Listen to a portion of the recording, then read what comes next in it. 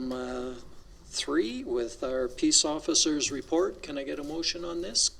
Councillor Stenhouse. That we receive, council receives the senior peace officers January 2024 report for information.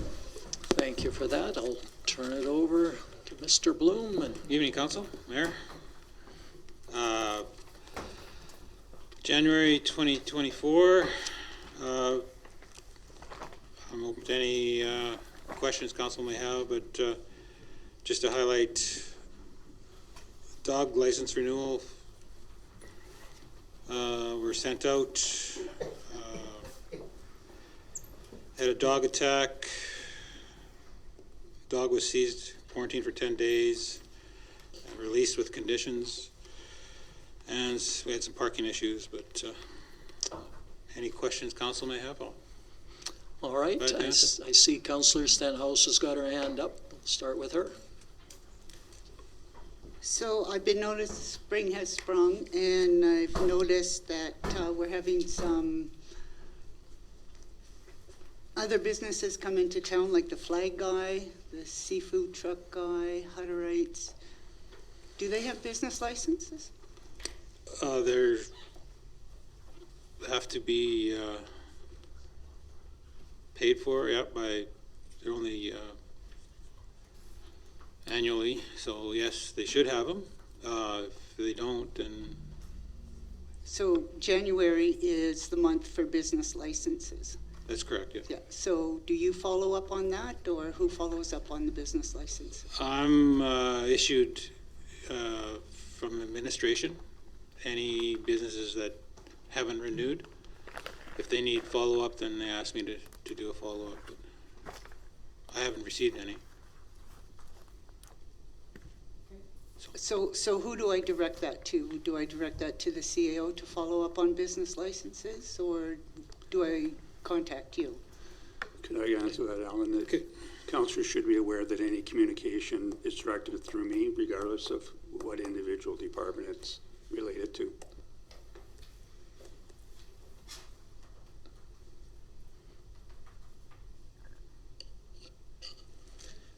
Yep. Thank you. All right. Anybody else? Nothing else? Oh, Councillor Danaka. I just have a question with January. Your hours of patrol are 159, but to me, your administration hours of 125 is a little high to me. Is that just because there's just you? There was 2 of us in January. There was 2 in January? That's correct, yeah.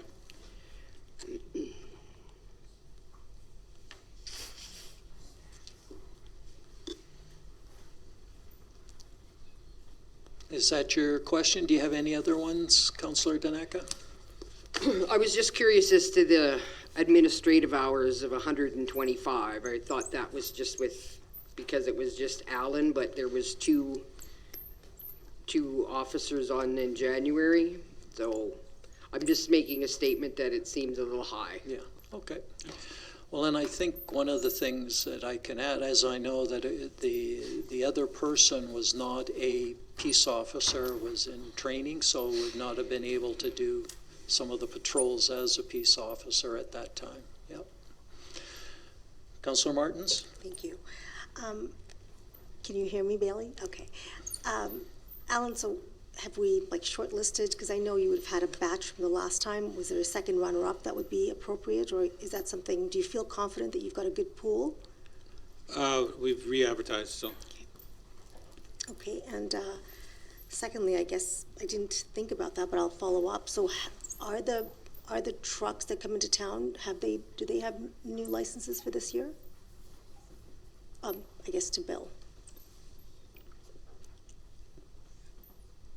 New license? I Like don't business licenses. licenses for the vendors? Again, I can follow on on that. I don't have that in front of me today. I'll prepare a report on that if council directs me to.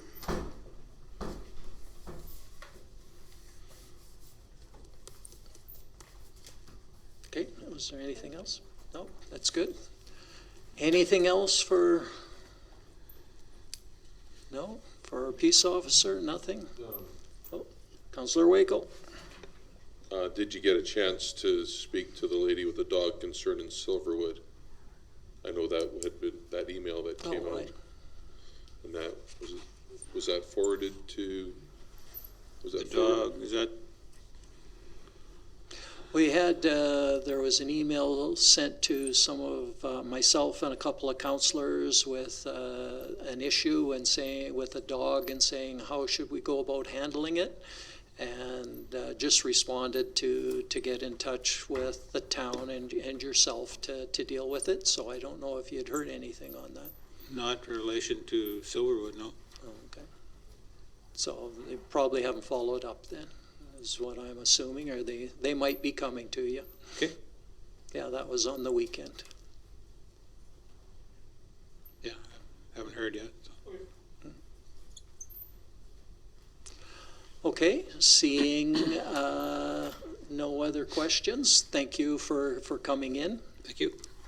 And we have a motion to receive the report for information. All in favor? Carried.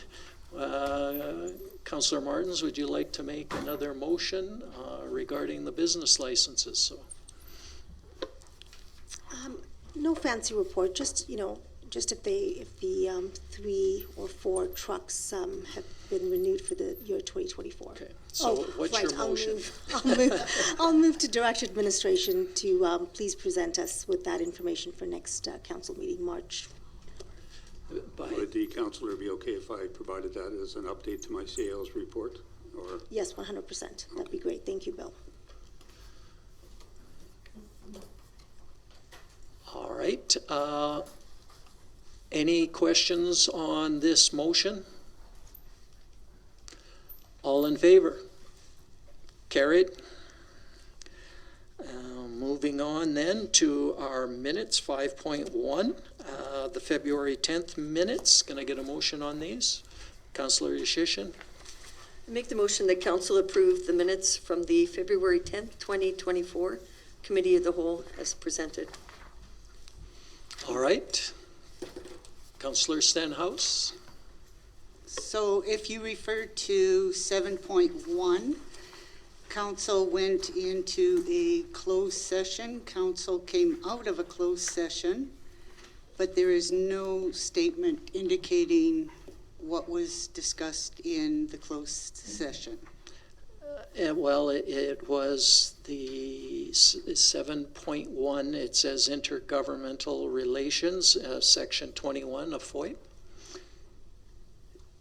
Yeah, but I'm still looking for a statement on the books to say what we discussed. Like, the motion was made to, there wasn't, if I could through the chair, there was no motions coming out of the in-camera session. Therefore, there is no motions in the minutes.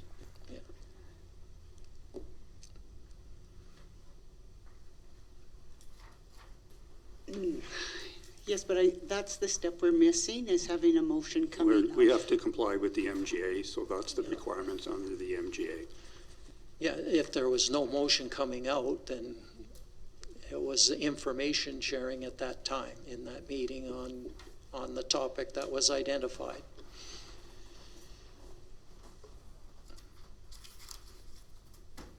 Okay. Councillor Martins? Oh, go ahead. Sorry, I was going to ask a clarifying question, Councillor Stenhouse. Were you asking about a descriptor? I know there were no motions asked, or I know there were no motions, and I remember what that was about. Are you looking to say, under sections, council went into in camera to discuss X, Y, Z? Is there any sort of breach to say what we discussed? Because I know we all Yes, know. any breach, any Just for discussions are- transparency and openness, right? I mean, for the The public reading it. Freedom of Information Act does not require that transparency and actually says we cannot disclose it.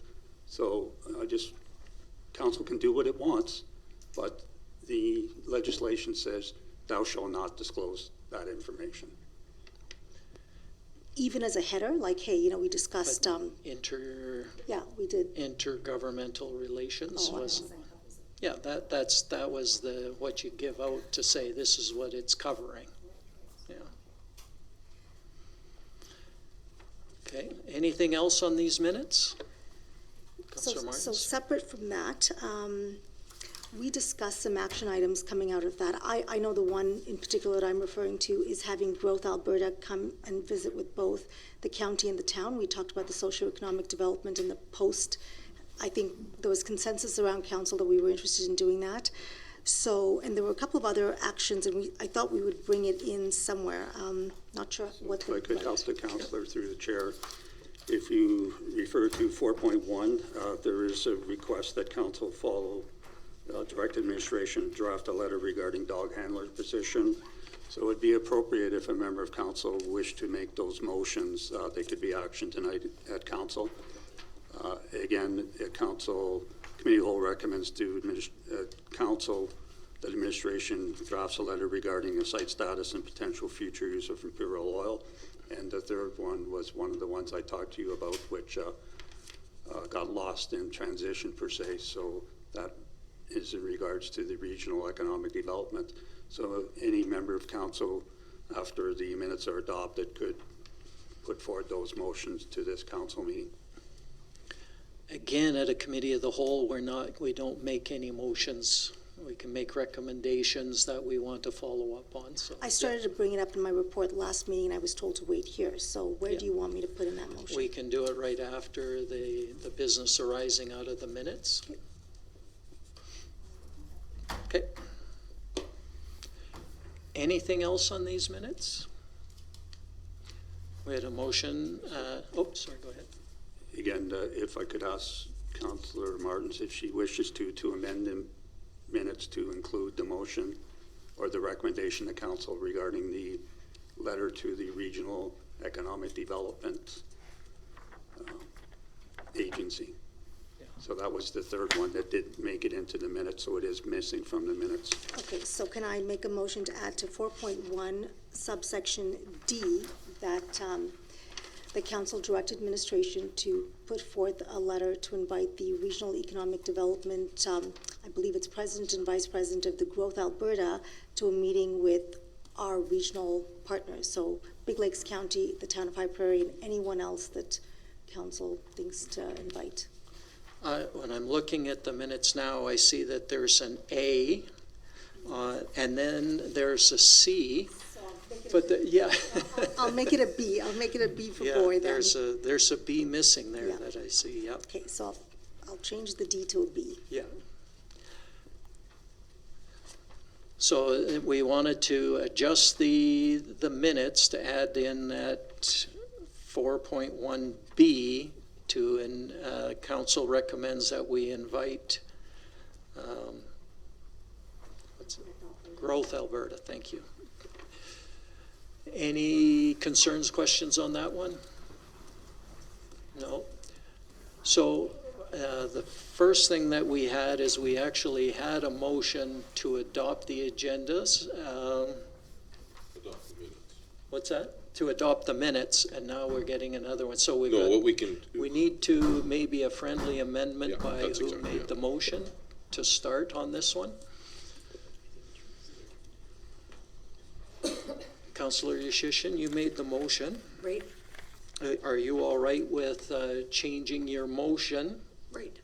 to say what Councillor Martins indicated, that we wanted to add 4.1B to invite them?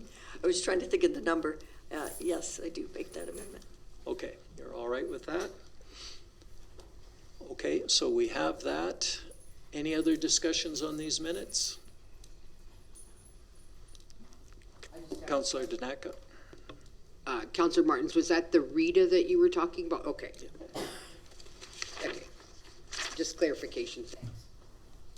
Okay, Each Rita is named something different. This particular one happens to be named Growth Alberta. all in favor? Carried. And we'll go to the February 13th minutes. And get a motion on these ones.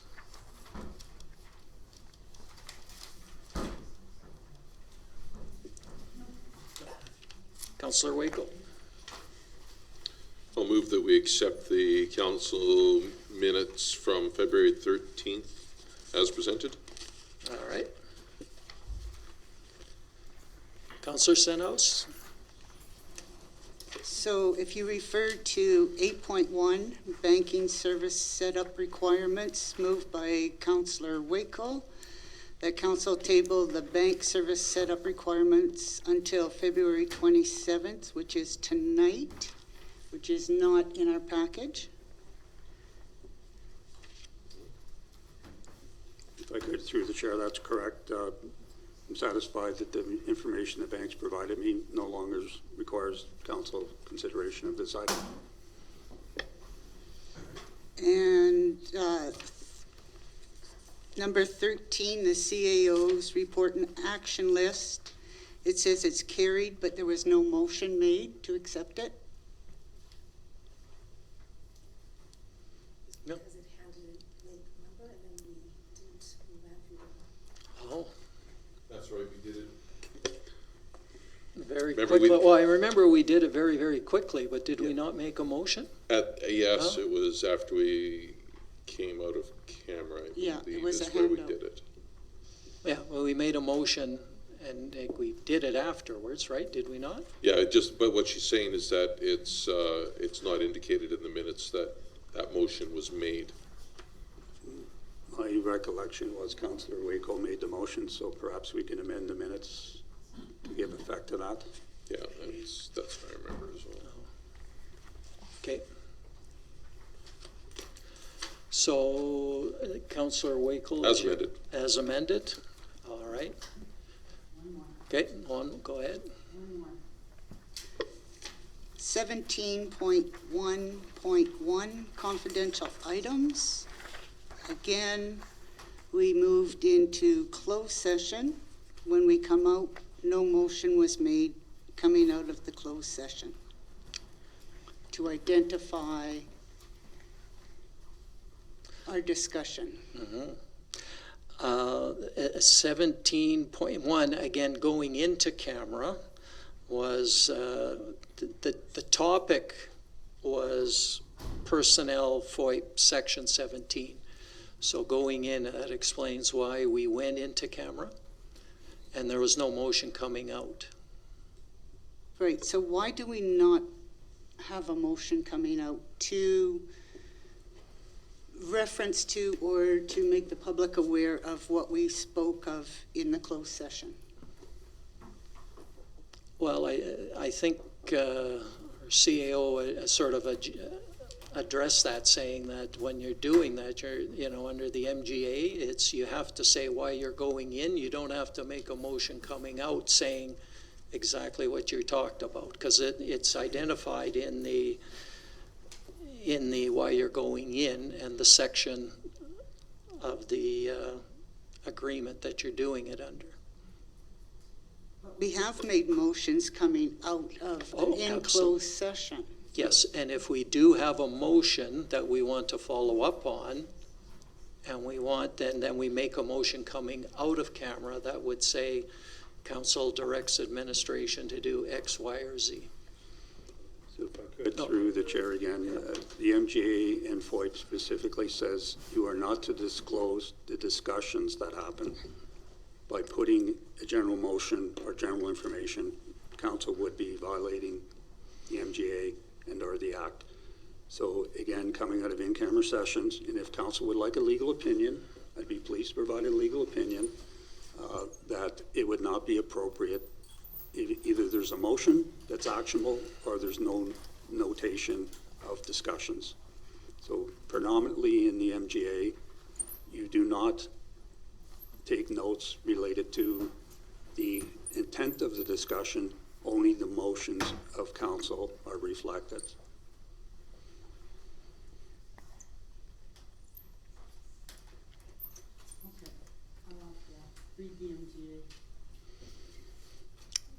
Councillor Martins?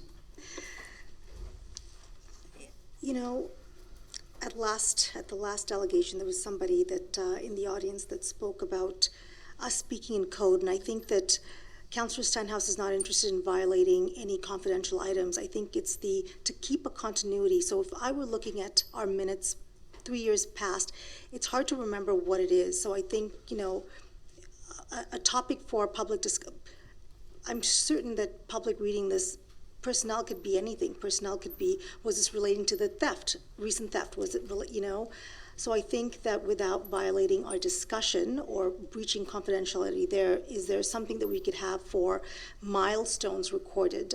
And in the email that we shared amongst ourselves, we did say that we would discuss it today. What would be an appropriate time for discussion, now or further down? Because remember, we said we can discuss it Tuesday.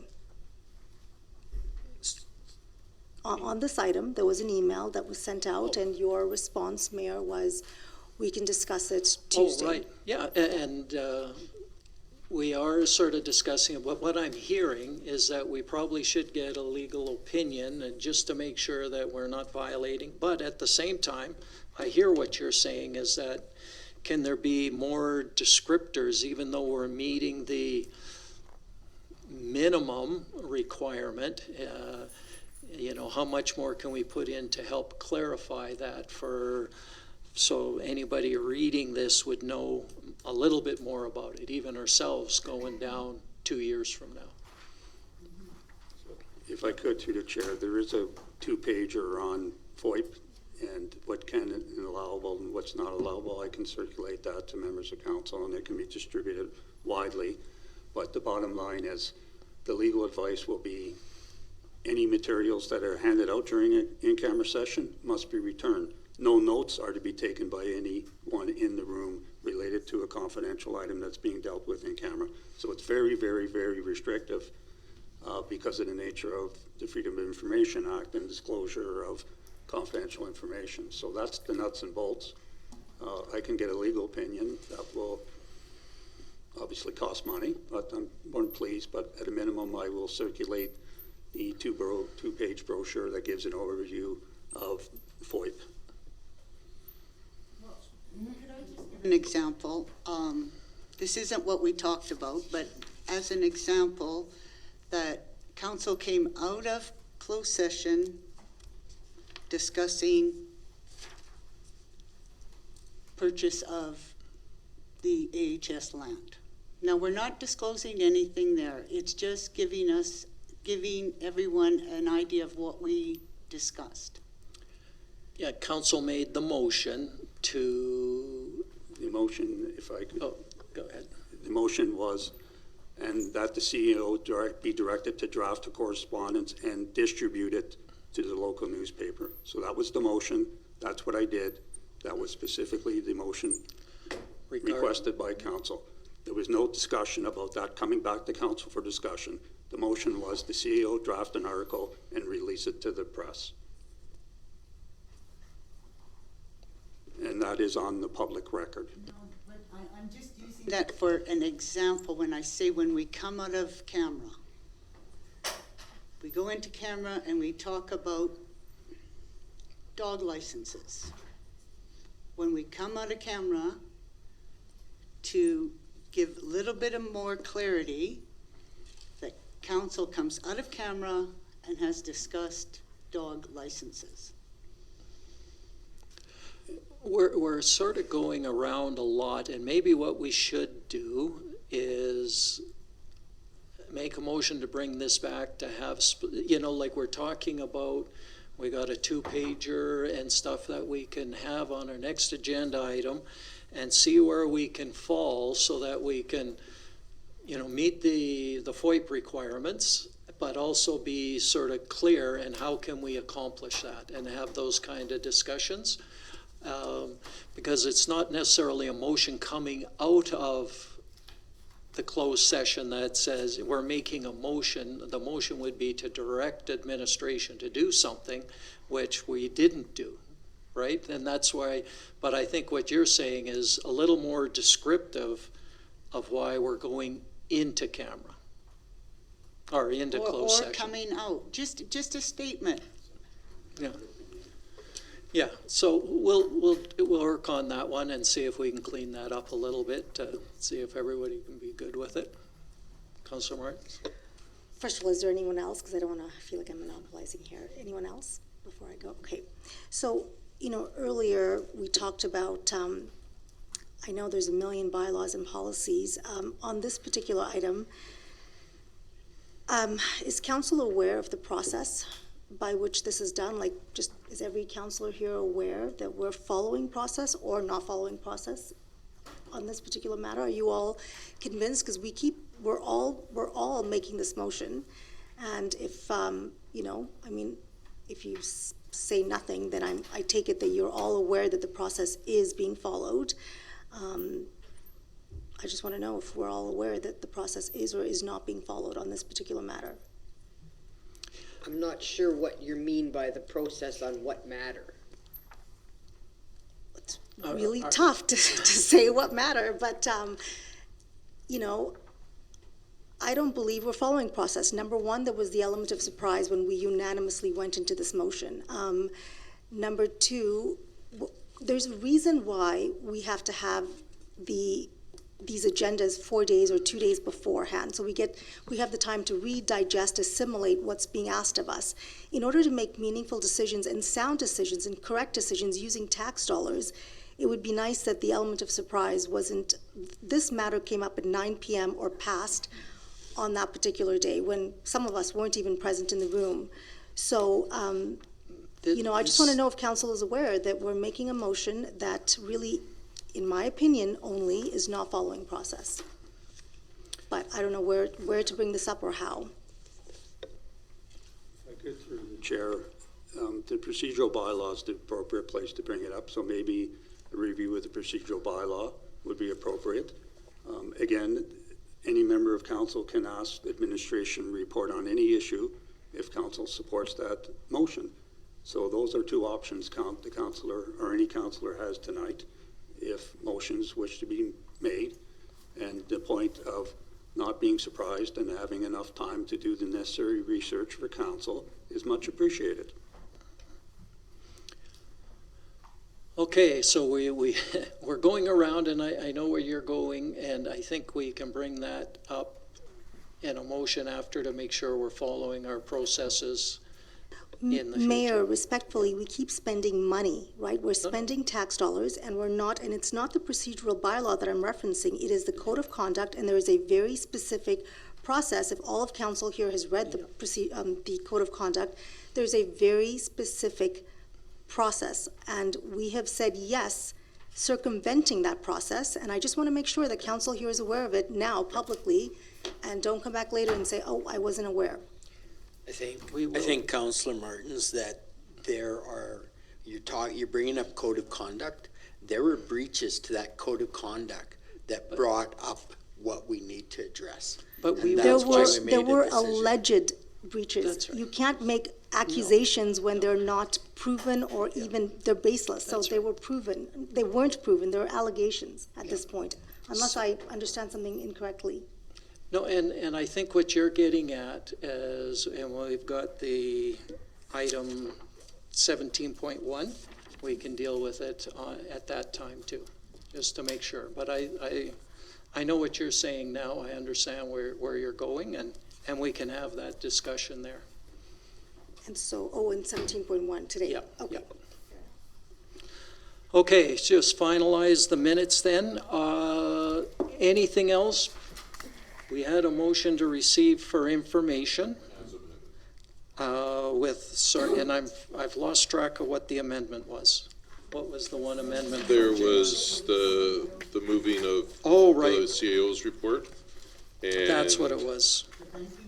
And then the banking information, which the CAO has indicated is he's satisfied that everything's been met with that. It was that was the two items, right? Yeah, but we don't need to change the minutes for 8.1. No.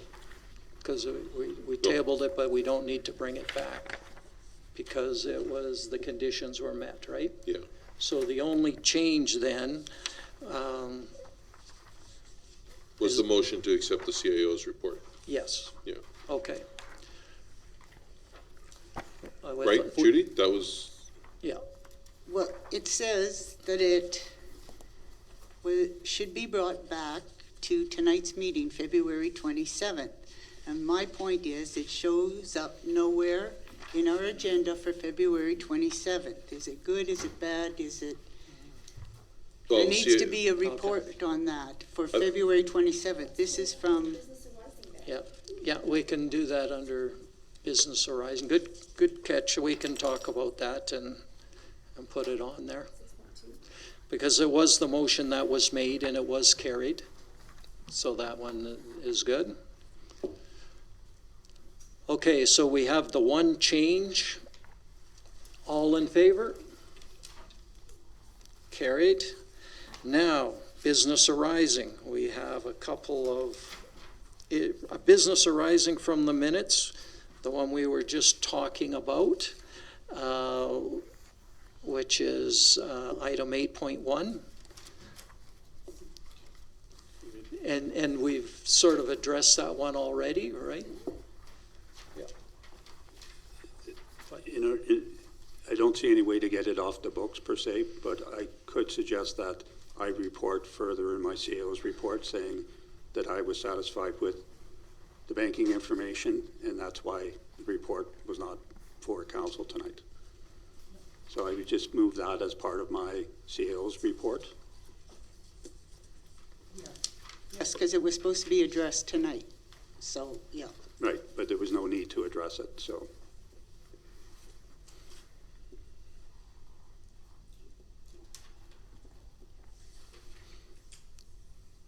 You good with that? With that one, yes, Okay, but I still have more business arising. okay.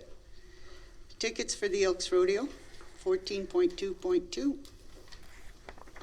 We rushed through that last meeting, and we did not make a final decision on that. Okay,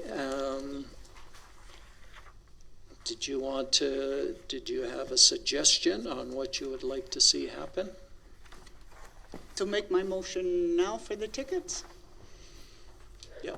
Okay, I'd like to make a motion that the tickets that were bought with the taxpayers' dollars for the Elks Pro Rodeo, that they go into a pool and for all the people who paid taxes by June 30th.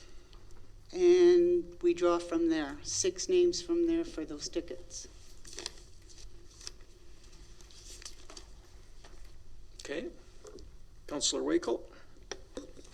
I would suggest that one be held back for the mayor to attend. No, I'm going 6 tickets for the ratepayers.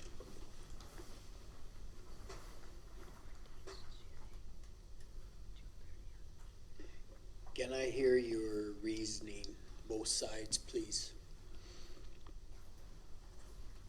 One has been held back for the mayor for many years, and the mayor is there to give his speech anyway.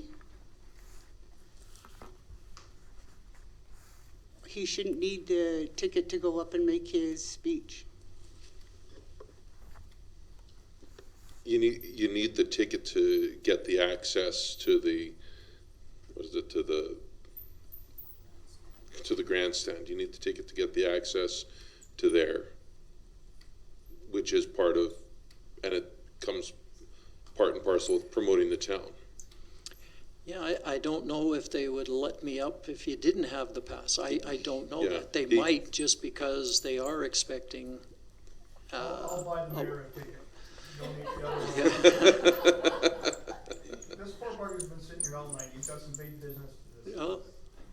So, yeah, that would be my only thing if we can't get up there to do it, but they would probably let me up, I would think, but I don't know that.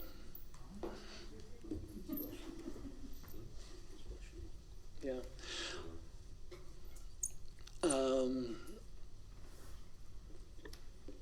I don't mind your motion. I just really think that we need to hold one back for the mayor so he has the access up there. And maybe we could look into that or ask them if they would let me in without one. I don't know. Like, I've always had one to go in, so I don't know. So let's do that. Let's look into it to see if you can go up there and make your speech If they'll let with, me in. yeah, without a ticket. And if not, we throw the 6 tickets into a pool for a draw for all the ratepayers. Any other discussion on that one? No. All in favor?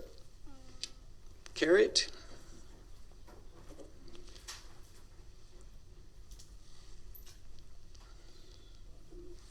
What's that? Sorry. Oh.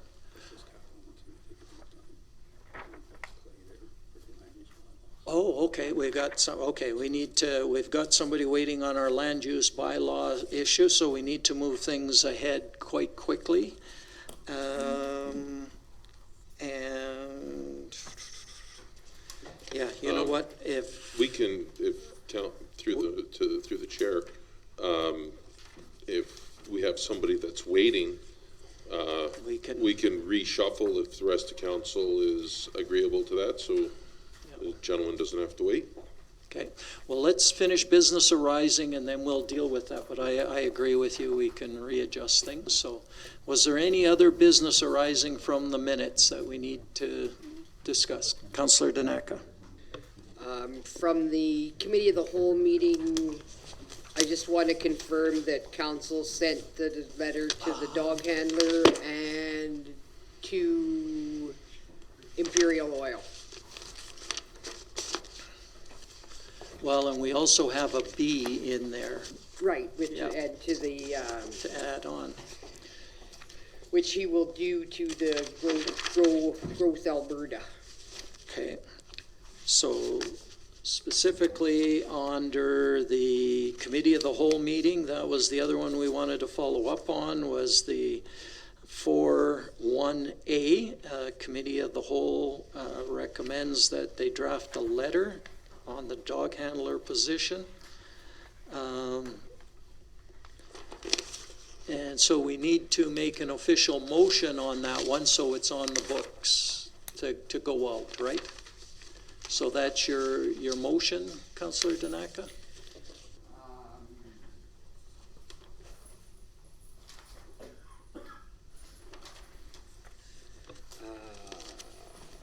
Because all of those were recommendations, they Yes. weren't actual Well- motions for directing administration to follow up on. Right.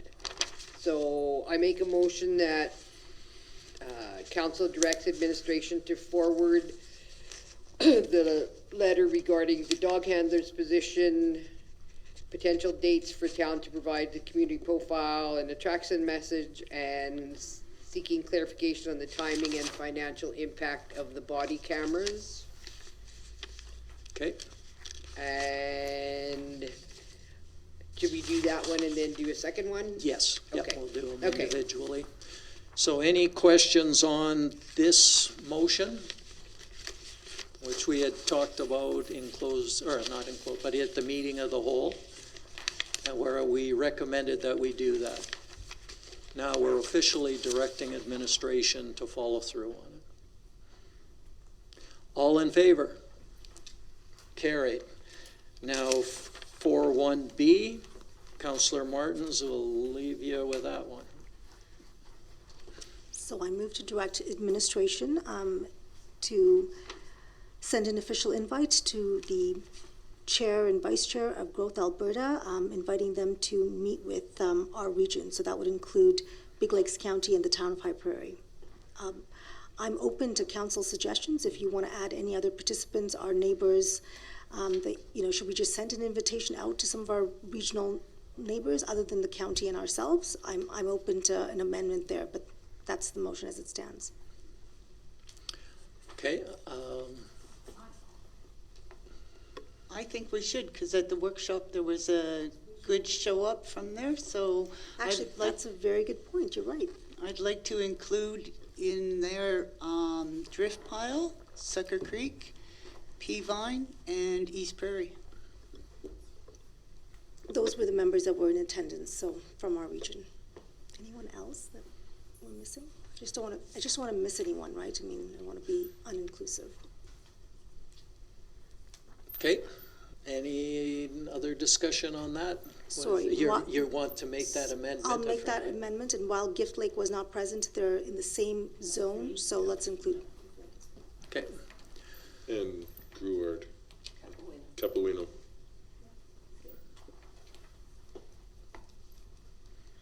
all right. We're happy with that. All in favor? Carried. And the last one, C. Who would like to make that one?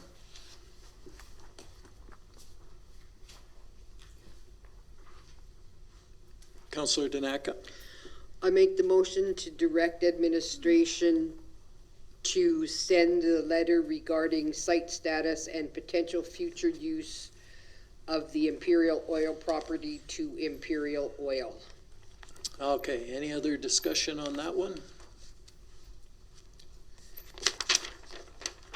Well, I think the other thing we had talked about is maybe having them meet with council as opposed to just responding via letter so that we could ask them questions and see what options they had.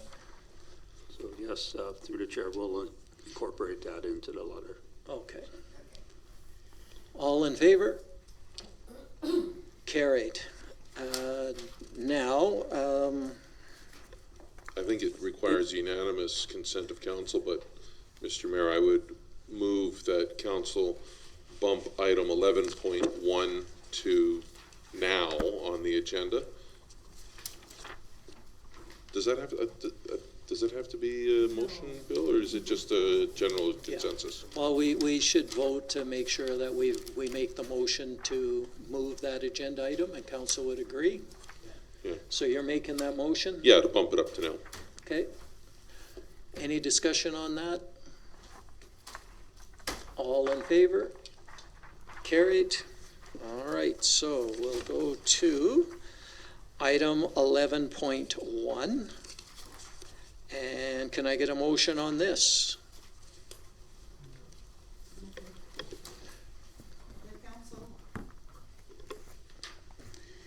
That council gives first reading to bylaws 02-2024 to amend the land use bylaw 15-2015 on this 27th day of February 2024, and that a date for public meeting be set. Okay, thank you for that. And I guess I'll turn it over to our CAO to maybe give us the quick summary of what this is all about. As council realizes, the land use bylaw is a relatively new beast in town, so there's growing curves with it, and we live and learn, and this is a really good news story for the town. An applicant who wishes, if they wish to identify themselves, they can. If not, they don't have to, but there will be notification at a public meeting. So what tonight's land use amendment process is, we have a map to demonstrate where the site is, which is in the West Industrial Park. It's currently zoned industrial, like any item in the land use bylaw. Every area has discretionary uses and non-discretionary uses, permitted uses and discretionary uses. Permitted uses do not require the approval of council. I, as the development officer of the town, have a carte blanche in those approvals. Any discretionary use requires a subdivision meeting of the board to provide discretionary uses. The use that the applicant is seeking through the land use amendment bylaw is to establish a new permitted use within that zoning. It's quite prevalent in the province and in municipalities that this zoning and permitted use would be allowed in the industrial zone, and that's the purpose of the application, to amend it to it is in full compliance with our bylaw. Currently, it's not allowable under the bylaw as a permitted or discretionary use. The requirements tonight are basically do the first reading of the bylaw. It's been drafted by a professional planner and myself to be in accordance with our land use bylaw requirements. It will have first reading tonight if council considers it. Council has to do two things. One, schedule a meeting for a public meeting regarding the application. That has to be advertised. Staff will be providing proposed dates, but it has to be advertised. And a public meeting with mapping, definitions of what it's all about, questions, feedback from the public has to occur prior to second and third reading occurring. So that's it in a nutshell. I don't know if the applicant wishes to introduce themselves to council. And again, tonight is just an introductory meeting. All the serious stuff has to happen at the public meeting for it's documented and the public is well engaged, and that will be advertised, as I said. But welcome, Mr. Beal. Sure. Thank you. So, yeah, I just thought I would show up tonight and introduce myself. I'm one of the owners of a company called Avid Energy Services. We purchased Joe Corley's shop on the west end of town. Everybody's aware, I'm sure, of the facility and him. Our plans, our intention is to run a big operation out of there. We're a stump-to-dump logging contractor for Toco, who everybody's aware plans to restart the mill this year, so there's going to be a big need for contractor capacity. And our story is a little bit, give you a little background. So our base has been Slave Lake, our head office is there. We've grown the company lots in the last 5 years. And the plan was to build a shop in Slave Lake. And just with some stuff with I guess the development, the economics there, we decided not to build a shop there. We decided to buy this facility here in Highbury. So it's good for the town. We plan on moving a lot of the operation here. In our peak, we're running 100 people, so lots of jobs. Our intention with this is to set up a camp in the yard to house workers in and support our operation. So if there's any questions or anything. Okay, Sure. no, first off, welcome, and we're it's nice to see you in town. That's great to see. So, Yeah. And with that, I'll open it up if anybody has any questions on that. Councillor Tanaka. And this will probably come out at the public meeting or whatever, but what are you looking for as a size of this camp? In the 40 to 50 bed range. So in our Slave Lake facility, we have a camp there set up. There's a new shop getting built in Grovedale this year, and there's the same camp getting set up there. So we're gonna have a base here, one in Slave Lake, one in Grovedale, all big shop, big camp to support it. Okay, so you're talking like 5, 6 units to No. include a kitchen and, Yeah, so the way this one's set up, there's 6 shacks will be the main part of the camp. It's Okay. like the kitchen and everything, and then there's another 4 would be the dorms. I believe it's 4. okay. Could All be right. more. Yeah, it's mobile. We can add more or add less. Okay, Yeah. all right. So I'm assuming you're putting it on the north side of that building, It'll be the southwest corner. is the southwest plan. corner, okay. Yeah. The utilities come in there, so it only makes sense. Okay. Yeah. All right, okay, And like in, when we're peak logging, like we'll have 25, 30 people there based on there, not to mention the staff in the shop alone will be 15, 20 people probably at all times, so it's gonna support a big area. I'm just speculating on what some of the issues in the public hearing might be, and maybe I can, it would be, for example, you would only house people that are working for you, nobody from the outside would be Correct. able to come in? Is Yeah. that what you're looking at? Because Yes. I could see some of the local hotels might have issues otherwise, right? I just Yeah, could see that, yeah. for sure. Like, for us, it's an economic thing. How can, like, we've got, we'll tap the local talent pool here so fast, with some of the trades and stuff. So we're gonna be bringing people from outside in, even guys from Slave Lake working in the shop. They work a long day, they may not wanna go home, they got a bed to stay. So it's about economics for us and housing our people.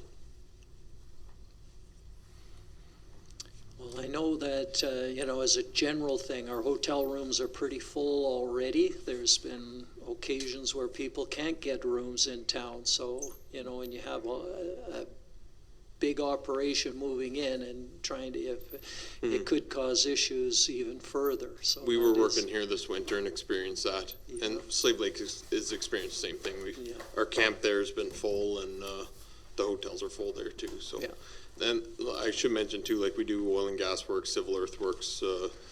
So we've got a large fleet of tracked equipment, building roads and pads, working in the Clearwater Formation. And my speculation is that there will be quite a bit of work happening north of here. We just did a job in Heart River. It's an exploratory well for one of the oil companies that we do all the work for in Slave Lake. The well turns out good, then you'll see some action there too. So we'll be supporting that. Wonderful. Yeah. Should be good economically, yes. Yeah, absolutely. So I just, from my perspective, like to thank the applicant because he's been very forthcoming with all the information requests from the town and the like. So pleased to be Great. working with you. Thanks. So Councillor Danaka? So, and this is not necessarily a question for you, but more for the CAO.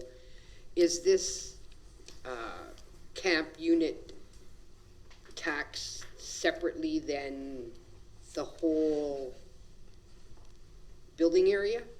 there'll be components related to taxation. So I'm Okay. currently undergoing those discussions with the assessors. So it's really an assessor question. So Okay. It should increase the value, so it'll increase the tax Definitely. revenue for the town. Yeah, with high-speed internet going in, it's- yeah. All right. Well, thank you for coming and answering our questions. It's exciting for you Yes. and us. Yeah, thanks. Anything else? Yeah. Anyone else? Oh, Councillor Yashishin. Not a question, I just want to say welcome to High Prairie. It's great to see you. Thank you. Appreciate that. Okay, now, that was good. I know the other question is a date. Is there a date in mind? Was there dates proposed? Oh, If we advertise starting tomorrow, we have to advertise for 2 weeks. So that would put us at March 13th for 2 weeks of advertising. now, without looking, is March 13th? Wednesday. Yeah, okay, so it would have to be a special meeting of council after that, right? And I know you're probably wanting to move this along Yes. as fast as you can, right? Yes. So you want the 13th or shortly after is what you're after, okay? Just, Councillor Martins? Thank you. So will there be, at the public engagement session, I mean, obviously we'll be there to, Yes, that's my intention. will there be others in your team that will be present as well? Potentially, yeah. Well, Yeah. We're excited to see you. We'll see you at the, whatever date we decide. Sure. I know you're with Avid, but what was your name? Clay. Clay. Clay Beal. Thanks.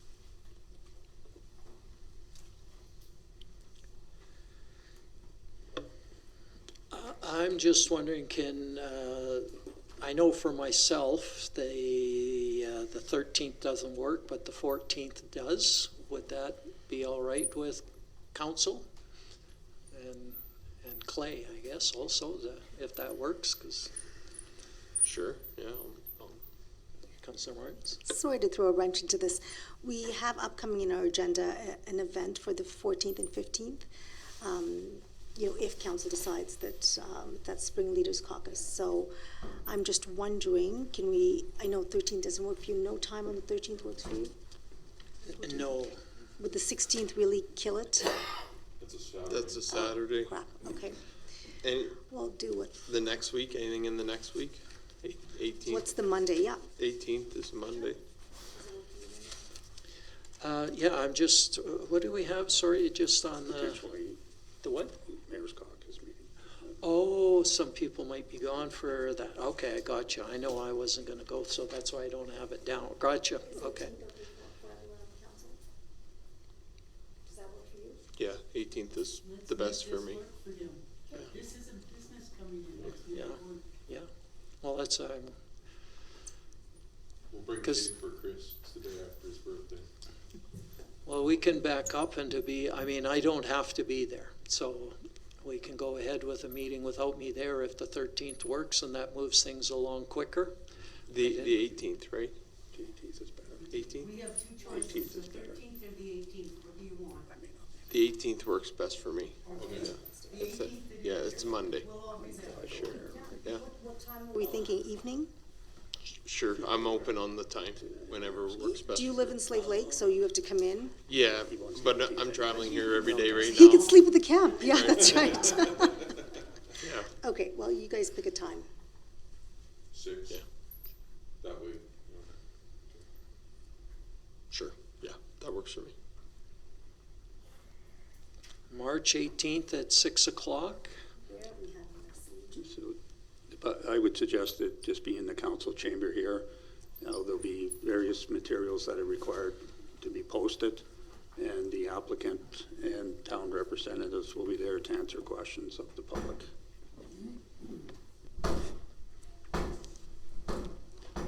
Okay, so our motion doesn't specify a date. The motion just specified that a date for a public meeting be set.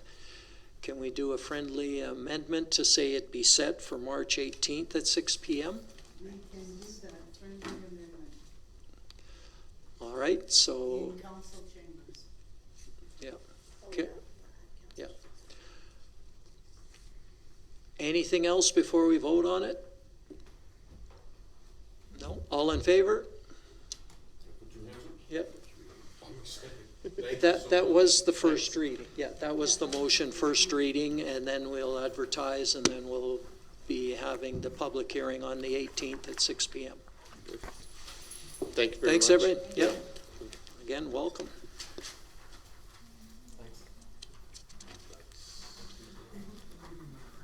All right, so moving back to item 6.1 was where we left off, our capital budget items. To work through those.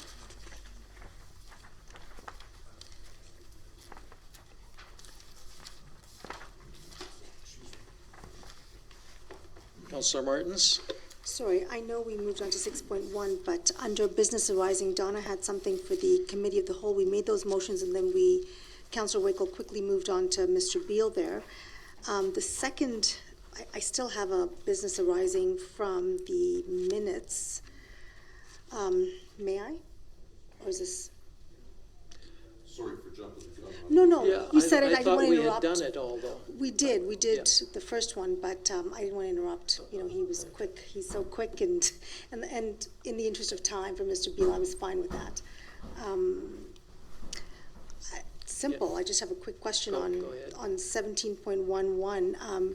It was regarding the financial, it was just regarding the financial line item from which this, I mean, it's, I had circled earlier when one of the delegates was talking that, you know, financial decisions get coded to a particular line item, you know, unless it's an emergency order, and then we pull it, doesn't matter. So where, I know in closed session, we had speculated about a couple of things, and do we have a line item from which there's a fund, or how do we allocate money or resources for this particular item? And is it within our operating, I know we have an interim operating, so is it within those guidelines? Are we following? Yeah, We we had had talked about- discussed that, yeah, yeah. that it was covered. Well, we discussed one thing in closed session. The email that we received said something different, so that's why I'm Perhaps I wondering. can, through the mayor, Yeah. not disclosing what's in the email, but I'll disclose what's available publicly. Council met twice to discuss the budget guidelines for 224. Council discussed it at a committee of the whole meeting in August. There was at least an hour discussion on the guidelines and processes related to the budget development. Those guidelines were then recommended from the committee of the whole to council. I can't recall the exact date, but I believe it was September 12th. Council adopted those guidelines, and that's what administration has implemented. Everything in those guidelines is in full compliance with the MGA. But we could not have future anticipated this cost, so how do we, like, we wouldn't have known, you know, whatever, like, how would we have future anticipated this cost?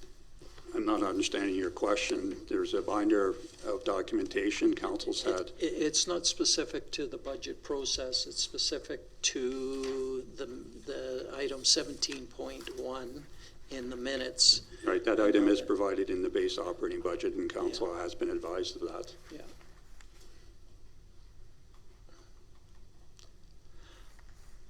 Okay, so it's not really another motion needed there. Yeah. No, I wasn't looking for a motion. I was okay. looking for clarification as to where, you know, Okay.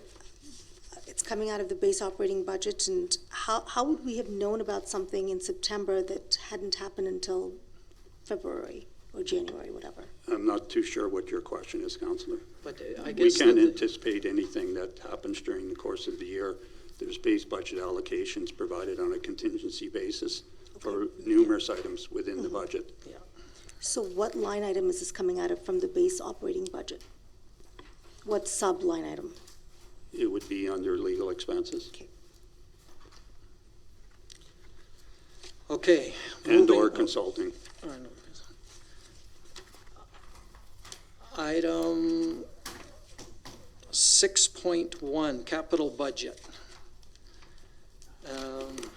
We need to move through this. I know that administration needs to be able to get moving on some of these capital projects. If we wait much longer, then we don't get the good prices and stuff, so we do need to address some of these.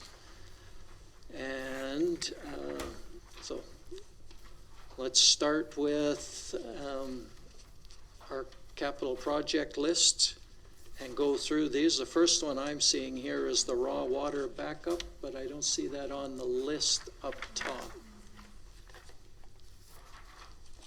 Oh, there it is, it's there. I'm not sure if we should go through the list as provided or the way that they're presented in the pictures underneath.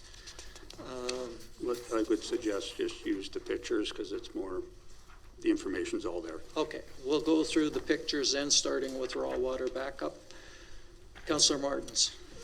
Sorry, I thought we had a priority list. Remember last time we talked about, like, the priority list of things, like the gaskets were, where is that? These are priority list? relatively in priority order. Yeah.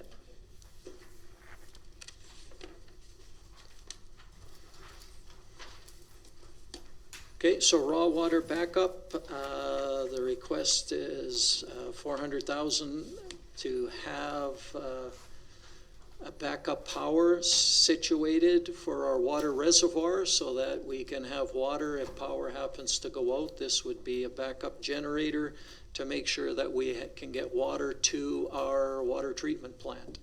Some way of getting it into town because the gravity flow would not be able to keep up with our town's demands. Discussions on this one? Any more on this?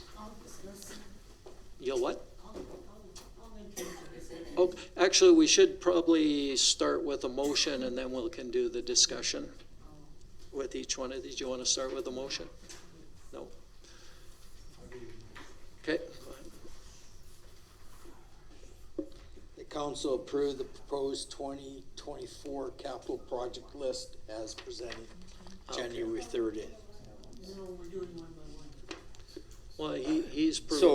So that we can discuss, we Yeah, need a then we motion can on get the floor. started, yeah. Okay, so you had a comment on the water backup, the power. Yes, I'm not in support of the power backup generator. I went and I talked to ADCO and asked them, like, what are the chances of us needing this? Is this a good investment? So they kind of explained to me the difference between a scheduled outage versus an unscheduled outage.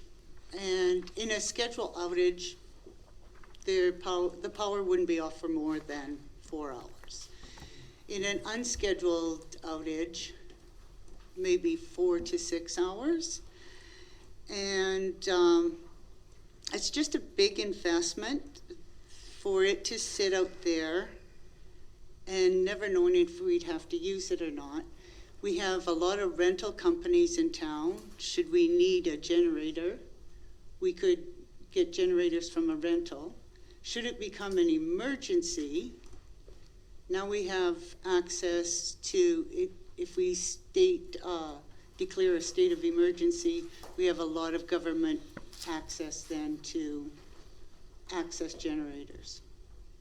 So that's why I'm not in support of this generator. Okay, Councillor Wakel?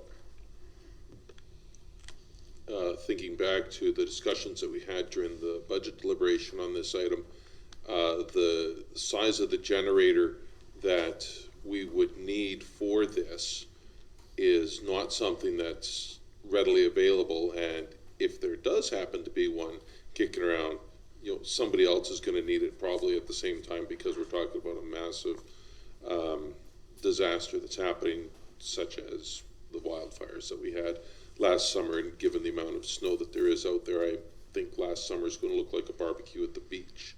Like, it's not going to be pretty. This is preventative maintenance. Scrambling at the last second to get a generator big enough to pump this is not something that we want to do. Getting it there will be an issue, and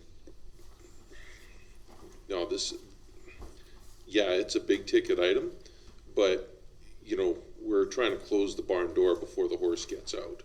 I believe Vern addressed this during the budget meeting, saying that this is a critical component that we will need going forward, that this isn't something that you can't just hook up any old generator to this. This is a big generator, and I think he even said that they're not even readily available to rent, didn't he? That could be rent. Just to recap from administrator's perspective, this is a critical component to ensuring that water supply continues. We're under triple threats. Last year we had wildfires. We did lose power for an extended period of time. We were not able to refresh our local reservoir in town. This is a significant threat. In addition, this year, the province has also indicated that there will be likely drought reduction, drought mediation measures required. It's council's decision. Would you like to take the risk of not having water for the town residents? That's really what's at issue. Council was proactive last year and did some other measures related to the plant, but there is a series of measures to protect the infrastructure that is required. So this, again, is the #1 priority. We did have outages during the wildfire. There was significant shortages, potential shortages of water because of power outages. We jimmy-rigged a solution, but if a major outage occurs, these type of equipment will not be available in the province. We've already reviewed the emergency management protocol list of this very equipment. There are none available for redistribution in the province, given a large-scale state of local emergency, and there was none available during the wildfires. So I'll leave council with that. Just one question on that. I'm This is for going out at the reservoir by the airport versus in town, but our water treatment plant does have a backup reservoir, or a backup power there, correct? We have limited, Yeah, but this is for out at the. this is the main raw supply to water. get water back into town for treatment, yes. Yeah, to treat it. And once it's there, if there was a backup power, we have water to be able to pump it into the treated water reservoir, right? That's correct. Yeah, okay. But very limited capacity in terms of sustainability to water to individuals, homes, or businesses. Okay, and if I remember right also, I believe Vern had mentioned that one of the other issues is bringing in a quick rental is making sure that it's wired for that kind of thing. It would have to, there needs to be a lot of electrical work to set that up so that, you know, you can plug in a generator to it versus it's not just ready there to be plugged in and go. This was the impression I got. Any other question? Councillor Martins? Would the county have any vested interest in supporting some of this capital? Yes, that was the next point I was going to make. Numerous of the items in here are critical components because we provide water to a substantial number of residents in the county through their co-ops and the like. So they have indicated that they have a strong interest in making sure our infrastructure is in a good state of repair and that preventive maintenance, preventive programs are in place to ensure we will be dealing with them on the overall capital request. Again, we're late this year. Last year, Council had approved the budget in totality by February 14th. Council's still debating the budget, and that's perfectly fine. But as the mayor's alluded to, we have not been able to give the county any indication of what Council's wishes are until Council finishes the process here. I think I can add that the county would look at part of that capital infrastructure grant that they give us, or that part would cover some of this, is what I think they would look at. You're insinuating they might give more if, yeah. I Turn that off. yeah. Yeah.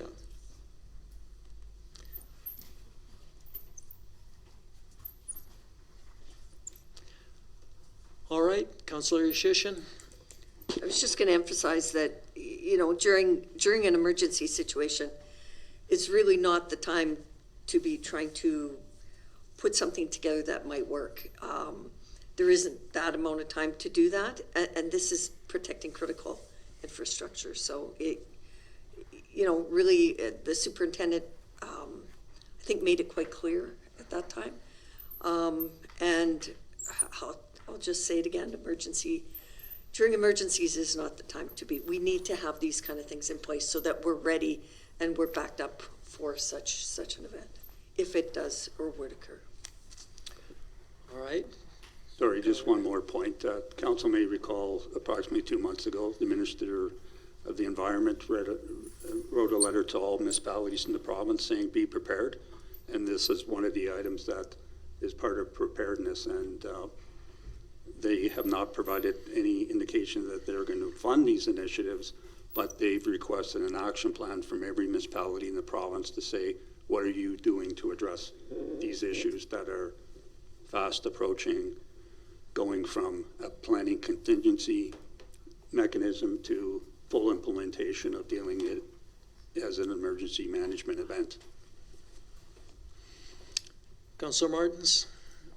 One other question on the life cycle of this generator.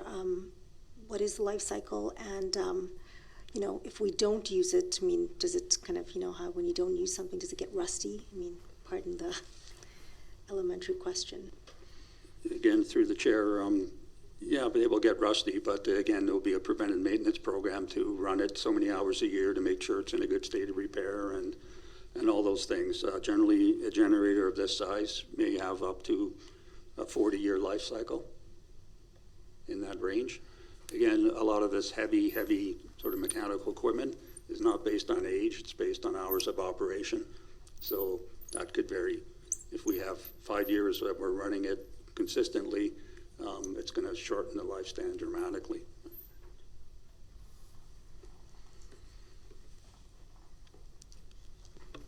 Okay, Councillor Daneka and then Councillor Dunn.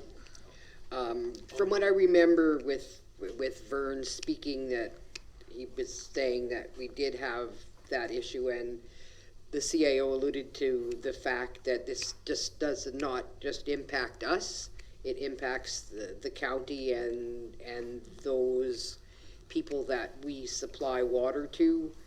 My question is this, being that it's electrical, the power supply will be run underground to this generator? Is it above ground power lines, et cetera, or do you know? My recollection is it's mainly overhead lines, and then it's underground in terms of the mechanics. So on site, most electrical would be underground and contained within a secured environment to maintain the integrity of the pumps, but the overhead may be partly overhead to get to the reservoir.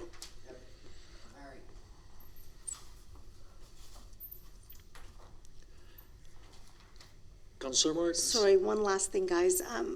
What have we done now, this year, last year, and the last 10 years of not having one of these? Like, how have we mitigated threats and the risk of? Sort of like this. We've just been lucky.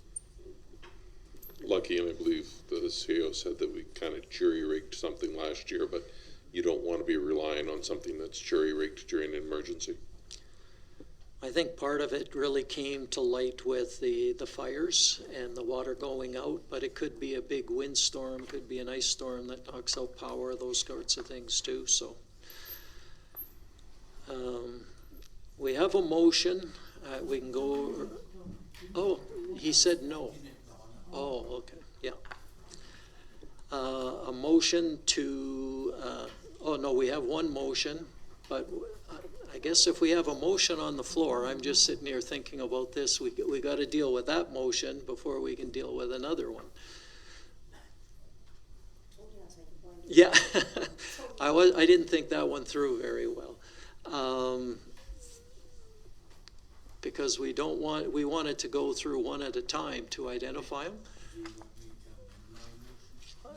Sure, amend your motion. I would To- make an amendment to the motion and say that our council discuss and approve one item at a time as we go through our budget. No, just make it for that, just make it for that item. Yeah, make it for one item, John, and then we'll go from there. We'll just do one item at a time.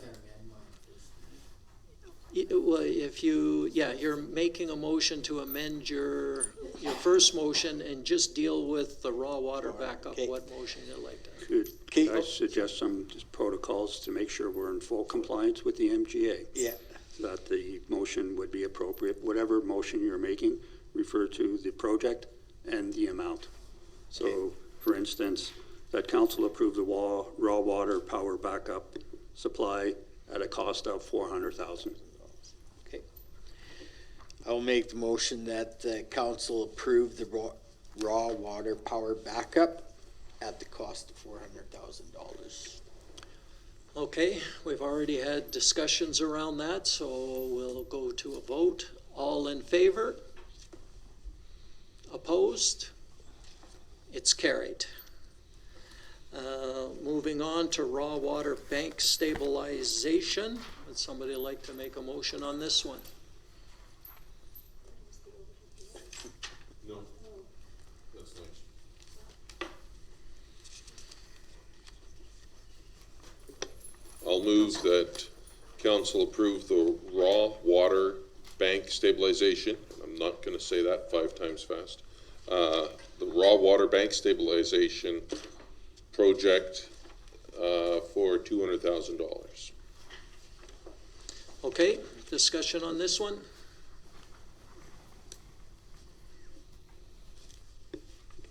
Seeing no discussion.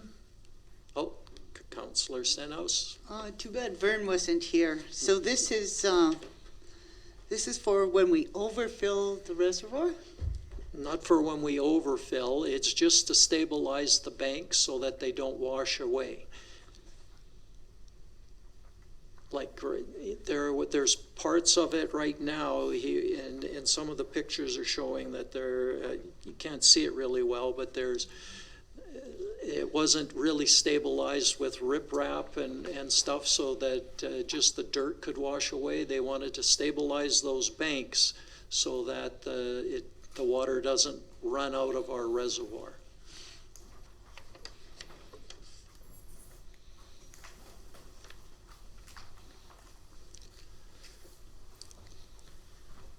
Does that answer the question? Anything? Can you recall what he said about where we at if we don't do this? What were the ramifications? What were the timelines of those banks collapsing? I don't recall that, but maybe our CEO The does. recollection is the banks are currently slumping, or there's some other technical word to, they're failing. They're failing, but there's some other fancy word for it. So they are moving, and they will continue to move, whether it moves 2 feet this year or 10 feet. We're still doing those assessments, but the consulting engineers are recommending that this is a high priority item. Councillor Martins? So is this work being outsourced then to a firm? Yes, we don't have the internal capacity to do the engineering requirements for this. Any other questions on this? All right, all in favor? It's carried. Next one, fire hall overhead doors. Get a motion on this one?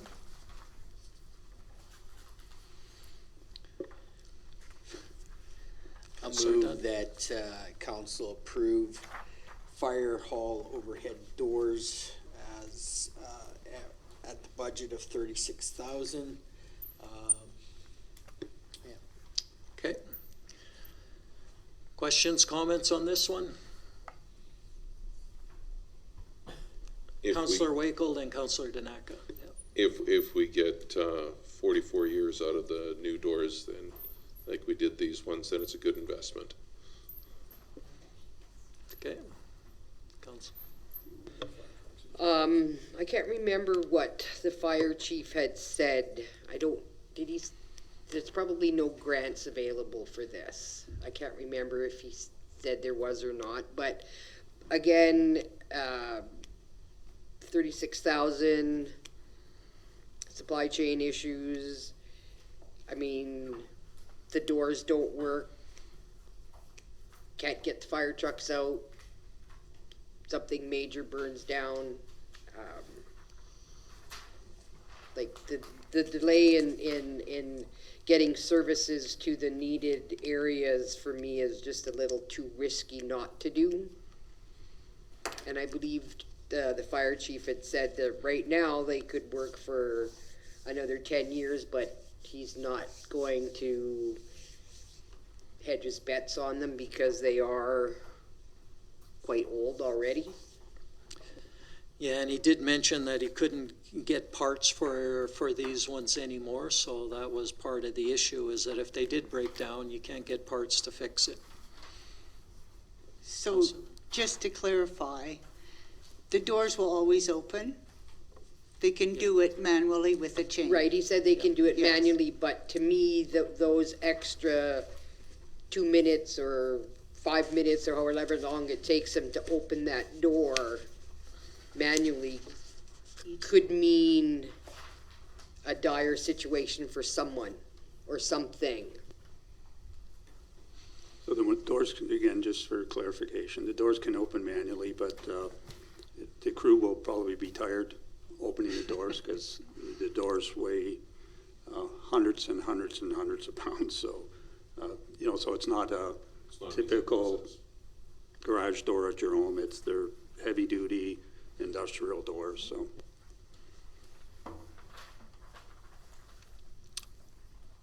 Okay, any other discussion on these ones? All right, all in favor? Opposed? Did you vote, Councillor Ishishin? You did, sorry, I missed your hands, okay. Moving on to the admin sidewalk, and a motion on that? Okay. I would like to make a motion that we get, did we receive quotes on this? We have received estimates. Maybe I can just carry on for a minute to anticipate your question. So we have reviewed different surface treatment.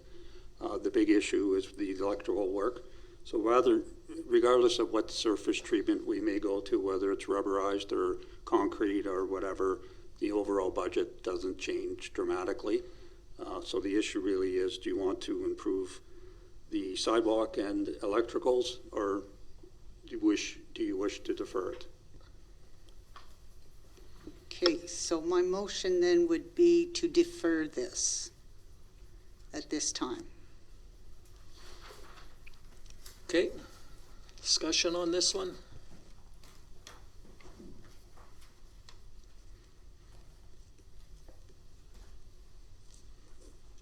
Councillor Danaka? I know this one is in bad shape at the back, et cetera, but down the line here we have sidewalk replacement program for 100,000, which I don't know if it can be included in part of that 100,000, but as Councillor Stenhouse had sent us an email last week or whatever, there's some sidewalks that are in major disrepair that need to be repaired, I think, before this one. But I don't know if this one can be included in the request for sidewalk remediation at 100,000. It could. I was not a recipient of that email, so I have no information on the information that Councillor Stenhouse may have provided to other councillors. I did not receive any information. No. So, It was all it was just pictures of sidewalks around town that are right. in. So it really could bad be shape. included in the overall envelope. Again, it's the optics issue. People have talked a lot about optics. This is for the admin building versus the public streets. It's really council's decision whether they wish to consolidate the program as one program and then leave it up to administration to deal with the priorities under the program, or we can come back with a list of segments of sidewalks for council's consideration. Whatever the wishes of council are, we'll comply with. Okay. Councillor Wiggle? Is this something that we would be doing in-house, or is this something we'd be contracting out? This type of sidewalk work would, if we're doing a panel within town, we could manage it. If we're doing multiple panels, we don't have concrete guys on staff. Councillor Martins? So on that note then, you brought up priority. Has this been prioritized? Like, I mean, are there other, I don't know where your sidewalks, the ones you sent pictures of, are, Councillor Stenhouse, but was that on a priority list, and that particular patch ranked lower than this one, or? This is a significant risk related to a public facility. Public facilities generally have a higher standard of due maintenance and care versus public sidewalks, not necessarily. But in terms of the public sidewalks, the practice of the town will be more going forward to make sure that if there is any unevenness in the sidewalks, we're spray painting them orange to identify potential trip hazards and the like. So those type of remediation measures don't fix the sidewalks, but it at least protects the interest of the municipality better for claims issues related to sidewalks. This sidewalk is well beyond the state of good repair, and we would have to basically, in the near future, not allow the public to use the sidewalk or staff because it's in too much of a deteriorated state of disrepair. Again, when it comes to liability, this is an item that administration is letting council know that this is a high potential for a claim, whether council has been advised, council wants to act on it, that's council's decision. Councillor Daneka.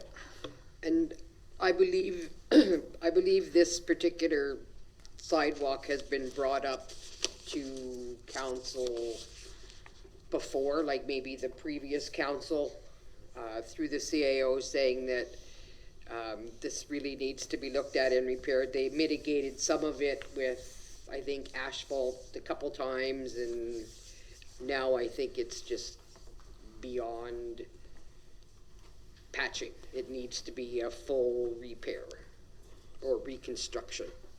The emergency, sorry if I could, through the chair, the emergency concerns are not only the sidewalk now, it's leaching of water into the foundation of the building and the electrical servicing that is becoming increasingly of a concern.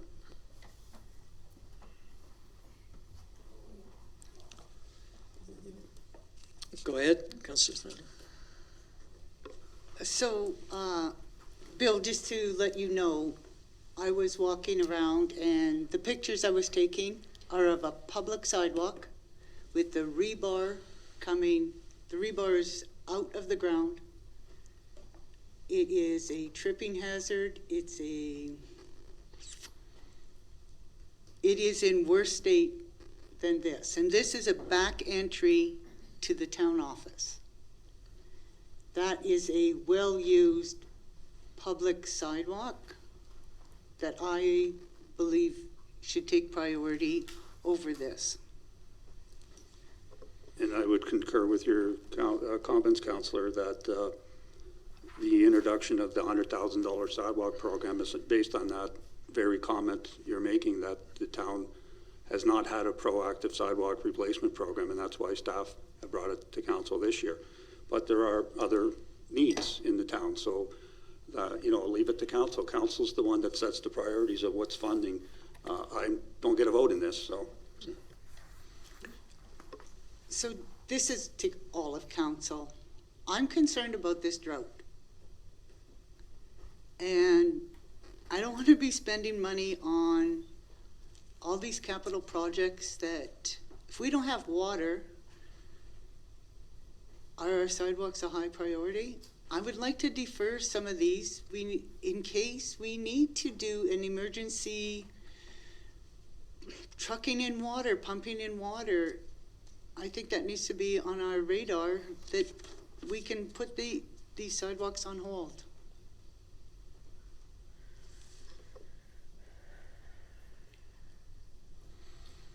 Okay.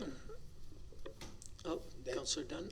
So, and I agree, like there's concerns. However, all we need is somebody to break an ankle or a town employee or something, and then that money for your truck hauling water is shot anyways. So I'm,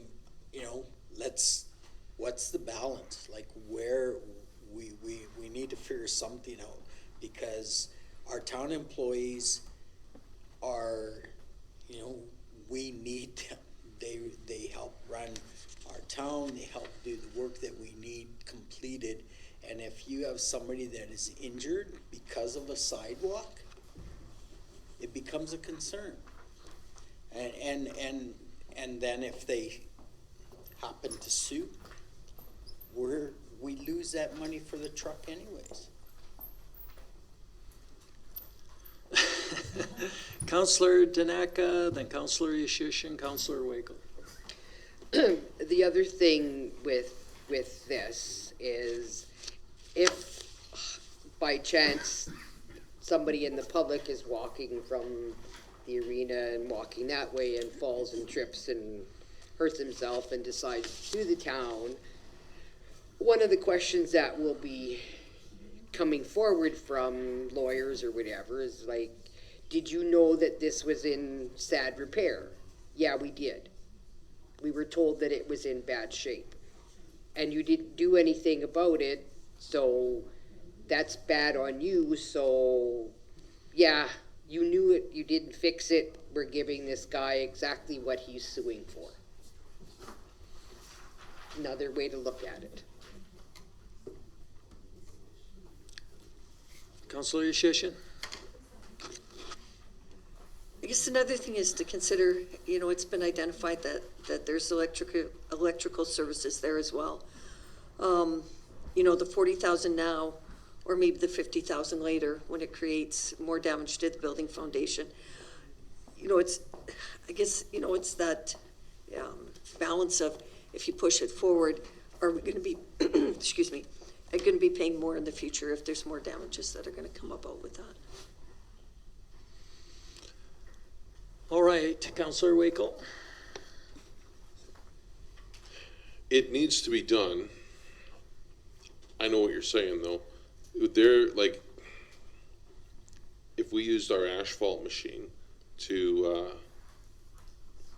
put a top on this for a year or maybe two at the most, to just to defer it, would that mitigate the problem, or is it beyond even that?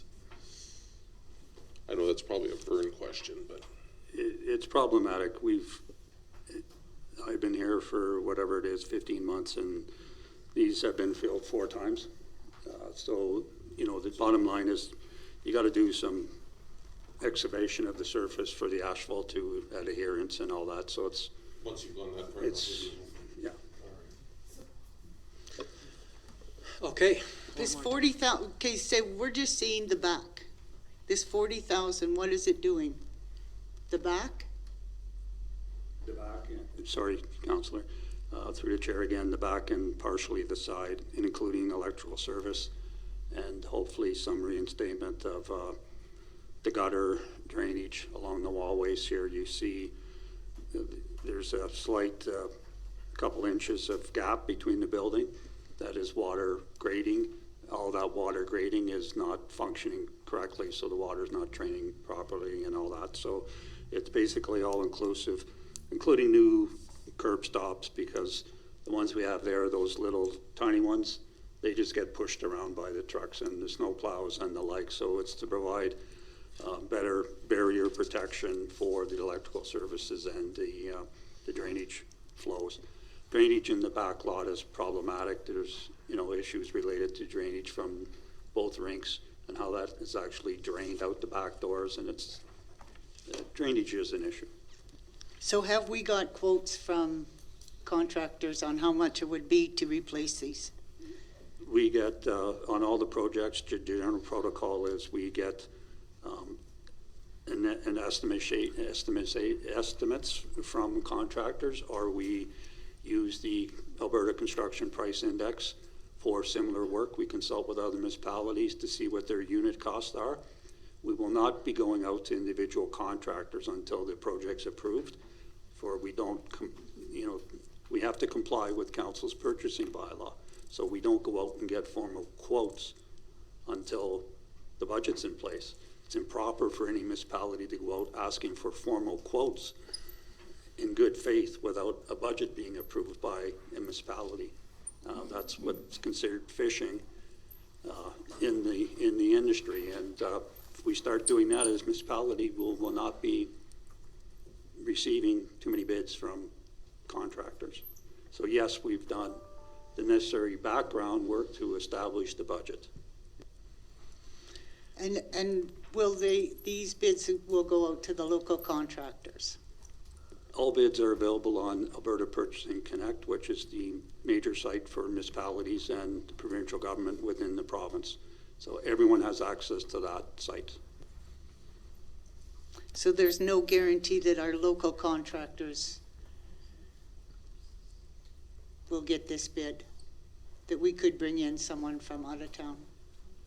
There are specific legal requirements that councils cannot provide preferential price treatment to local contractors.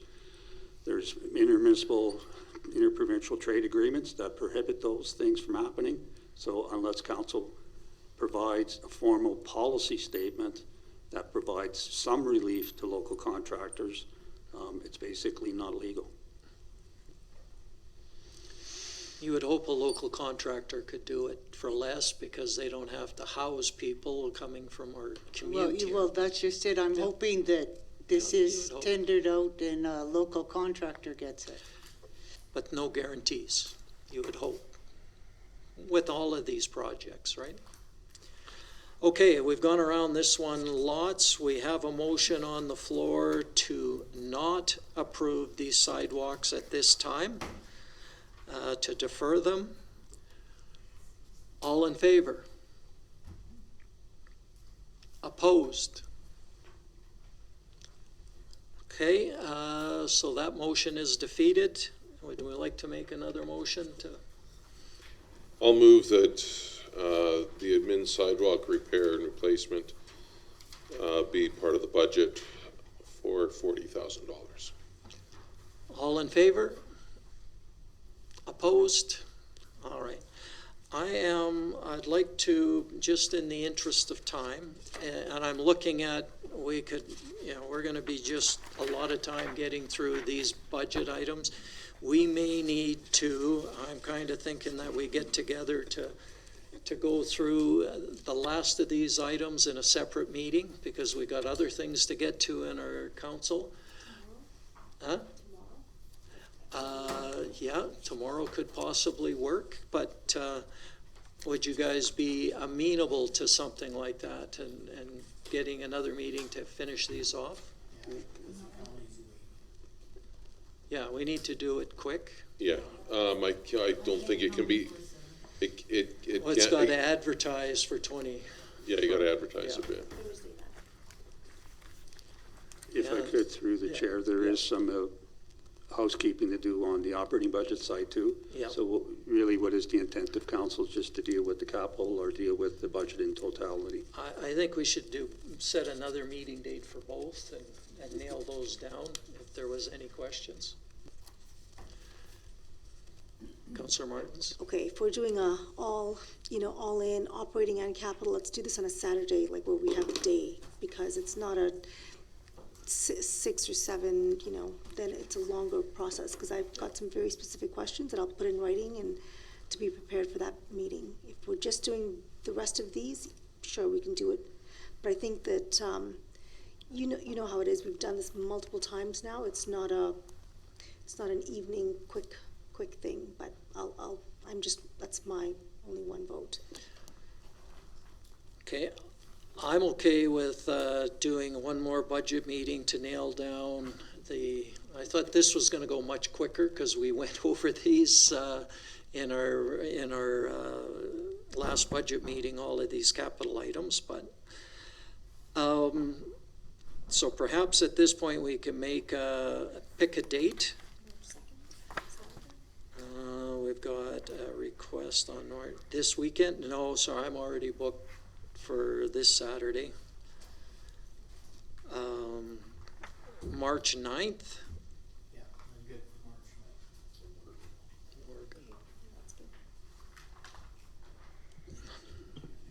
What can we, it'd be good to have everybody there for the discussions too. Can we do, yeah. I can't be there if I'm the only one, then. What about Tuesday, March 5th to go through? That works for me. But I can, You can zoom in? I could do, yeah, Okay. March 9th would work if possible, but I can zoom in as well. So would that work if we can have everybody there? Some would be in on the Tuesday, March 5th in Well, the evening, and then we could do a second one if we need it. if we're doing a weekday, then we could do any closer weekday. The whole point, I guess, I thought Yeah, of yeah. moving it was to have a fresh mind in a Well, we can morning. do, if we needed more than one, we can, right? Like we can, if the 6th doesn't get, or the 5th doesn't get it done, we could move. May I suggest then that we do the capital, finish this list, because we have to, like, as John pointed out, give it to the county. Can we do that right away, like the next couple of days, evening? Just finish the capital. Yeah, can we Yeah, make this just- a priority right. for the 5th? Or even before, like, is everyone available on the evening just to do capital, to finish this list? When, Any evening, tomorrow, the next day. Well, we can't do it's tomorrow because of the need to advertise Advertise. and promote Next it. time, Thursday. And I'm not available for the Thursday, Friday, Saturday, or Sunday. Okay, then Monday? Monday, you suggested Tuesday. Monday. I can do Monday evening or Tuesday. I could do Monday or Tuesday. I was just, Monday or Tuesday would work at 6, So 4th or 5th. the 4th or the 5th. Can we, let's do it this way. Let's say the 4th and the 5th. That gives us time to advertise both of them. And then if we don't need the meeting on the 5th, we can scrub it. That way we don't run into this problem where we're like, we get to the end of the night, we've run out of time. Oh shit, now we have to advertise, we've got to wait. So let's pick the 4th and the 5th, 6 o'clock. Tidy up the rest of the budget here, advertise it as such, and then at the end of the 4th, if we don't need that, then we can cancel the meeting. I like that idea.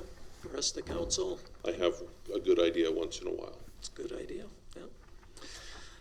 All right, does that work for administration? That works, okay. All right, so I'll make the motion that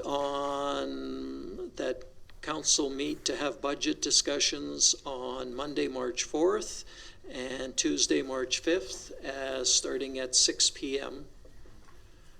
Now, is this just a capital budget? It's both budgets. so Capital and operating? Capital and operating. Well, we're gonna need the 5th. We probably will, but 'Cause- we'll start with the capital budget on the 4th Uh-huh. and then go on the 5th with the operating. You could have a couple items possible. Honestly, I think we can do the capital, but I think honestly, we need a day for the operating. Cause, I mean, I have lots of questions. I don't know if anybody else has lots of Well, questions. let's set these two dates, and if we need another one, we'll set them. Does that work? The only these are problem two with that quick is, dates. is that, to Council Tanaka's point, it cuts it up. Evenings, we have 4 hours, whereas during a day, Yeah. where it's a morning, we've got the full day. I agree, let's do capital right away on Monday, but I think that March 9th or whatever, we'll do full day of operating. That way, we'll get, Put operating back a little bit, past the 11. okay, yeah, there's no rush for operating, 11 is fine, whatever. I'm okay with whatever. What's the 11th? Well, no, past the 11. Oh, I'm she's not available. So after the 9th, it's, Well, why don't we just, start with part of the operating, and if we need another one, we have time for the 9th, right? We can go to the 9th if we're not getting it answered. We'll go with the 4th and the 5th, and if we The need more 9th doesn't time. work for me. and you've got 3 councillors gone on the 9th. You've got Councillor Tanaka gone, Councillor Wakel gone, Councillor Yeah, Stenhouse gone. 9th doesn't work. That's what I'm saying. Let's get this started. Okay. And then we, you know what, if we're not close on the 6th or the 5th, we'll pick another date. Not gonna be close. We aren't gonna be close. We need a day. Yeah, well, we've got 8 hours there to No, work. no. Break it up, I agree with No. you. We're gonna Okay. do 4 hours on this. I don't think we'll do 4 hours on the rest of I this. mean, we've got through 3 of them and it's already taken us 45 minutes. Okay. When what do it you comes guys to the want? operating budget, we need a full day. If we go from 9 to noon and get it done, woohoo! But honestly, I think it's gonna be a full day on the operating budget. I see it all. So, So what are we talking about, the 16th then? Sure, that sounds good. 16. 16th works for me. so could I ask, you know, the protocol that we've been doing with the operating budget is we have the meetings. If there's outstanding questions, they're provided to me. I provide the answers at the next meeting. To date, I have received no outstanding questions. So if councilors have questions, in order for me to prepare adequate answers for council, please provide your questions. I will do so. I will send you an email with my questions.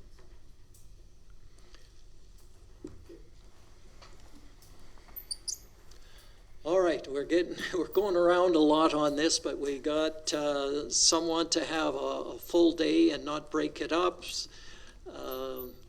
And I made the motion for the 4th and the 5th, and then we can go for an extra day if we need it, but I don't see some lack of support for that. So I'm not sure where to go with this one. No, I agree. Like, let's do the 4th and 5th, and then if we need to. We can go to the 16th and do another full day? Yeah. Okay, we're good with that? Yeah, Okay. make that motion, let's vote on it. All right. Wait, sorry, Oh, sorry okay. to throw a monkey wrench in, like, I'm just gonna throw this out there, can the 23rd work if the 16th doesn't? If everyone's available on the 20, which is the following Saturday? Well, is there a problem with the 16th? Yes, Yes, because the 14th and the 15th is the conference. yes, that's exactly right. What was that? But for? that conference is done for the 16th. I know, but 9 a.m. to come back, like, you know, it's, don't forget you gotta come back, this isn't like 5 minutes away. What's that? I suggest that council just schedule the 4th and 5th, and we can move forward. And then we Based can on pick a date, yeah. If I get 100 questions, it may take me 2 weeks to provide. That's right, you might need until the I may 23rd. need True. time. Right. Okay, let's just go with the 4th and the 5th. If we need to pick another one, yeah, let's do that. Let's vote, all in favor? Yeah. All right, I made the motion to meet on the 4th and the 5th at 6 p.m. All in favor? Carried. All right, so moving on then to new business, item 8.1, the splash park. Won't tell us about this one. It looks so beautiful. Oh, sorry. Just before we do that, Bill had mentioned something that we need to make a motion to table the rest of the capital budget to. So moved. Okay, all in favor? Good. All right. So we've taken care of that. We've moved then to the splash park. Get a motion on this one. Yeah.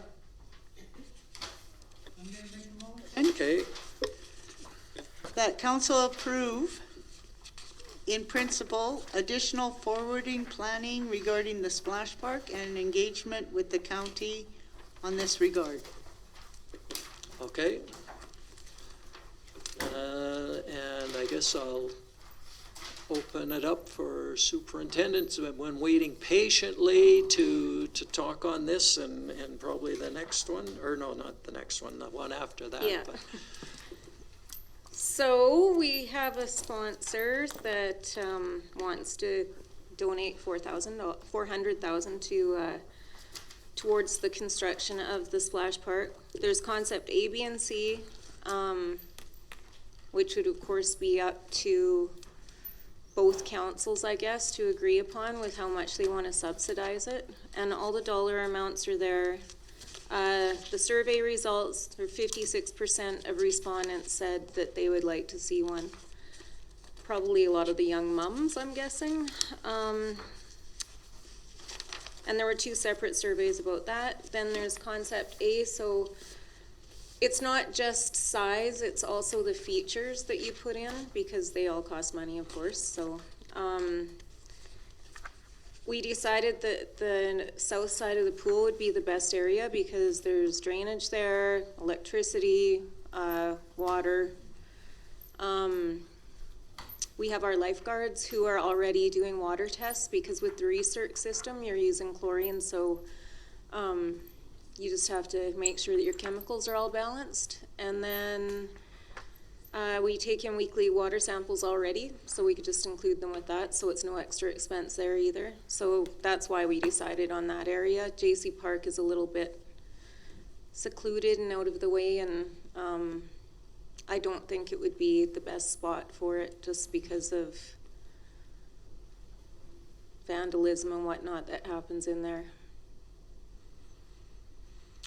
Okay, any questions on this one? Again, we're just saying that we're agreeing to move forward, see if the county's interested, and then once we have, if we know more from them, it gives us more information on what they are interested in, and then we can make other plans from there. So did the county receive the same package for their agenda? Yes, I believe that was shared at the intermunicipal. No, we only shared a couple of pages. I mean, the whole RFD. The complete package has been shared with the county, yes. Okay, go ahead, and then we'll go to Councillor Shishin. The only thing that I'm not aware of that I don't think we talked about this, but it's a bonus, is the fact that the sponsor is contributing $10,000 for the first 5 years to the annual budget. Yeah. So again, there was some general discussion at a high level, but Okay. the CAO is well apprised of the totality of the item. Again, it's just to give early notification, because any change of service levels require both councils to approve. One of the items that isn't in the report, which I'll leave for council's consideration, is the statement or the recommendation, administration's recommendation is to move forward with planning regarding the splash park and engagement with the county in this regard. Council may want to expand that and other community information sessions as part of that process. So would you do the friendly amendment to your motion? That makes sense that we can add in public engagement in that also? Yes, definitely. Okay. Councillor Danaka? Oh, I'm sorry, it was Councillor Yashishin had her hand up first, and then Councillor Danaka, sorry. I think part of that was answered already there for me, but, so, yeah, I think that's great. I think it's a great idea. It's, you know, like, I know many people have talked to me about that, and we've talked about it many times, and, yeah, very, very, big topic, when you talk about recreation and for the families in town, and we've got a lot of newer families in town as well, and I think it would really enhance the recreation part of it. So I guess just a quick question, and it might have been answered in here already, I know we're not getting into details at this point, but so when the water, you're saying it's treated, the water is recycled and reused, is that correct? That's right. It's a recirculation system, so it uses 1/5 the water of a normal system. Perfect. Yeah, I'm just kind of thinking with the weather we're getting, and we're talking about water, we're talking about retaining our water, the emergency pumps and that, and really important thing to have, but that's great to hear because it's also built with that in mind. And the features can be set so that they don't all come on at the same time. They cycle around, and then they come on either like slowly or full blast, but it takes them a while to build up to that so that we aren't using as much either. Great to see there's a sponsor in it. And we can turn them off if we get into a situation where it's necessary. Great, thank you. Councillor Danaka? Just a couple questions. How long ago was this survey taken? Or this, the project survey? 2020. I believe it was approximately, 220? No, there were two of them. There was a more recent one, so within the last year. Within the last year, okay. So I know we're still in sort of the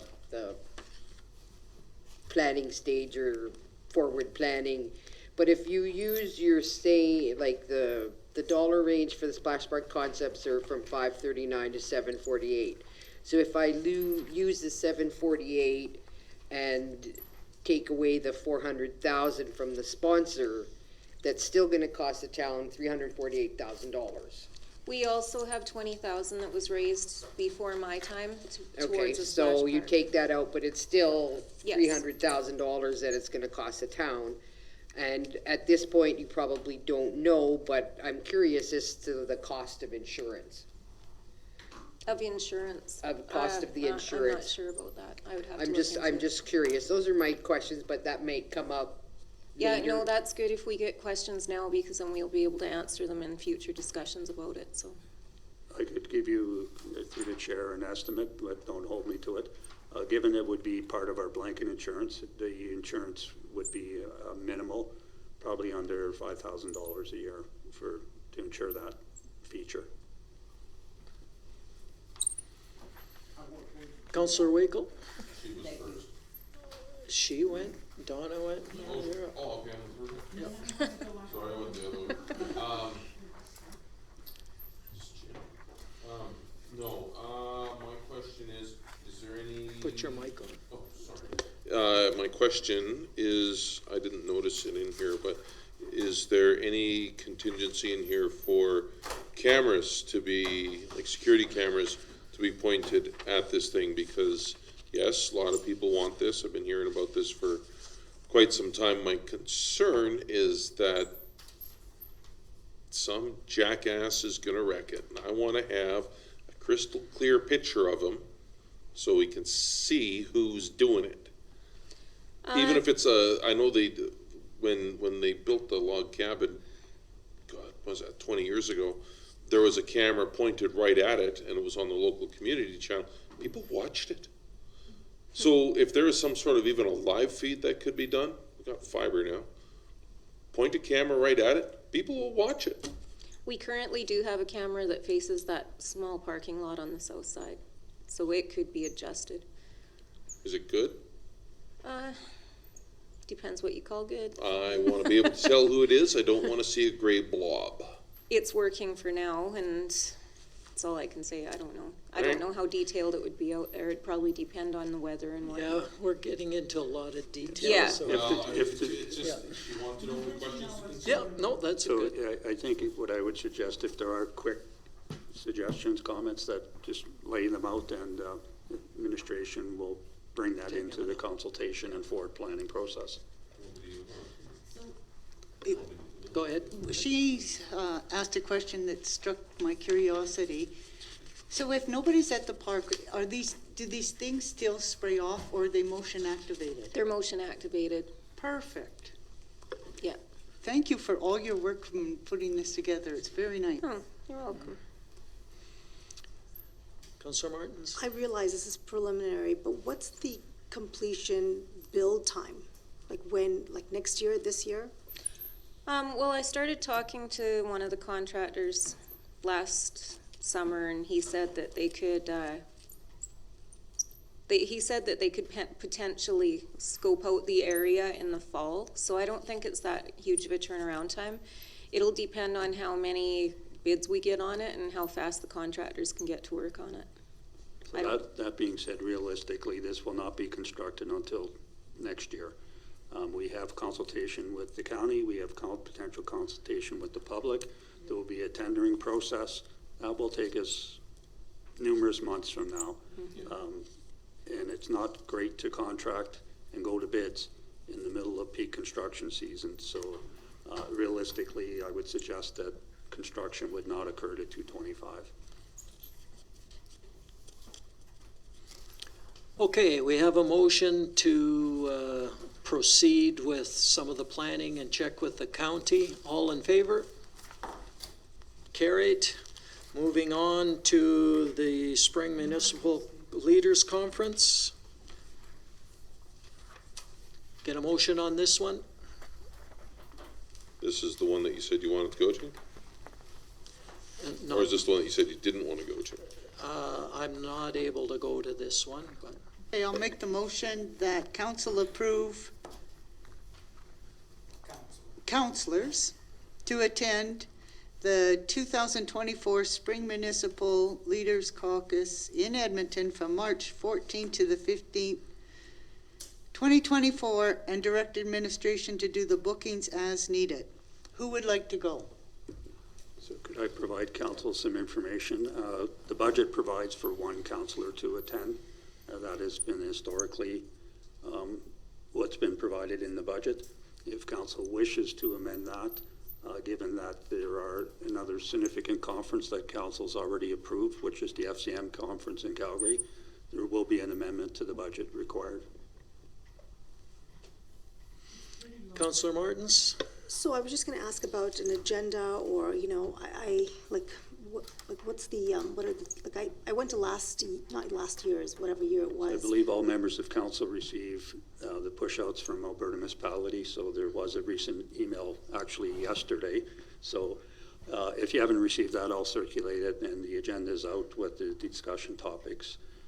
The big ones, of course, are the events we're talking about tonight: potential wildfires, drought conditions, intermunicipal relationships. Those are the hot topics. Also, at any of these conferences, there's always ministers available. There'll be speeches by the Premier, Leader of Opposition. Those type of bear pit sessions are always there, but I'll circulate that. We can ask Bailey to circulate it, our administrative coordinator to circulate it tomorrow to all members of council. But it's available on their website too, so. It sounds like a good one to go to. So who wants to go? I'm available. Anybody else?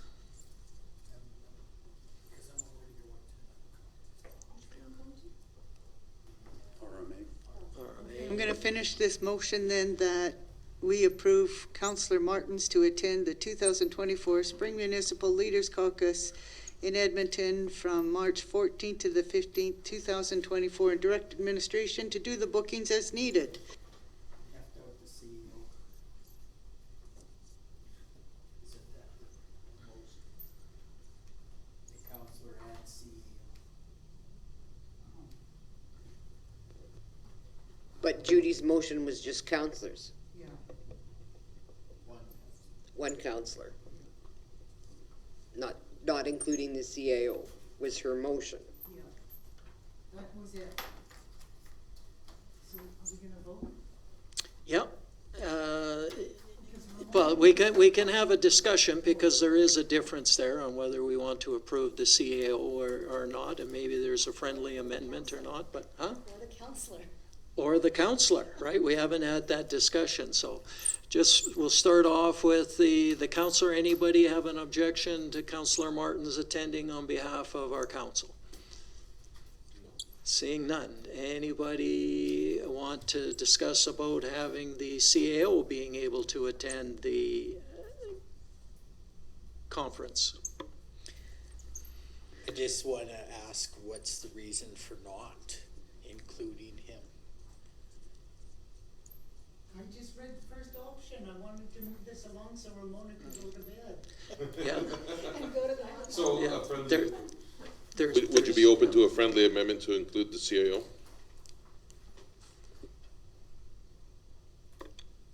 Ramona's waiting.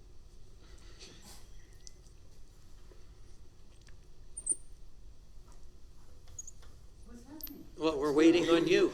A friendly amendment to your motion to include the CAO. Because I'm not gonna make this motion 6 times. Do you wanna? I am available to go, and I find these conferences informative I don't want to be put in a position where then council is asking me to report on items that I haven't been privy to. So this is fundamental to our relationships with our partners and the Alberta Municipalities Association and the initiatives that they undertake. For instance, Councillor Waco has made a motion to have a draft resolution presented at the Alberta Municipalities Fall Conference. This would, again, afford an opportunity to explore the protocols and common issues, because the resolution process at a UMA has changed so we need to get a partner in this game. So yes, I'm prepared to attend. Hey, let's, As amended? Okay, all in favor? Carried. Moving on to the annual hockey tournament, or a new annual hockey tournament. get a motion on this one?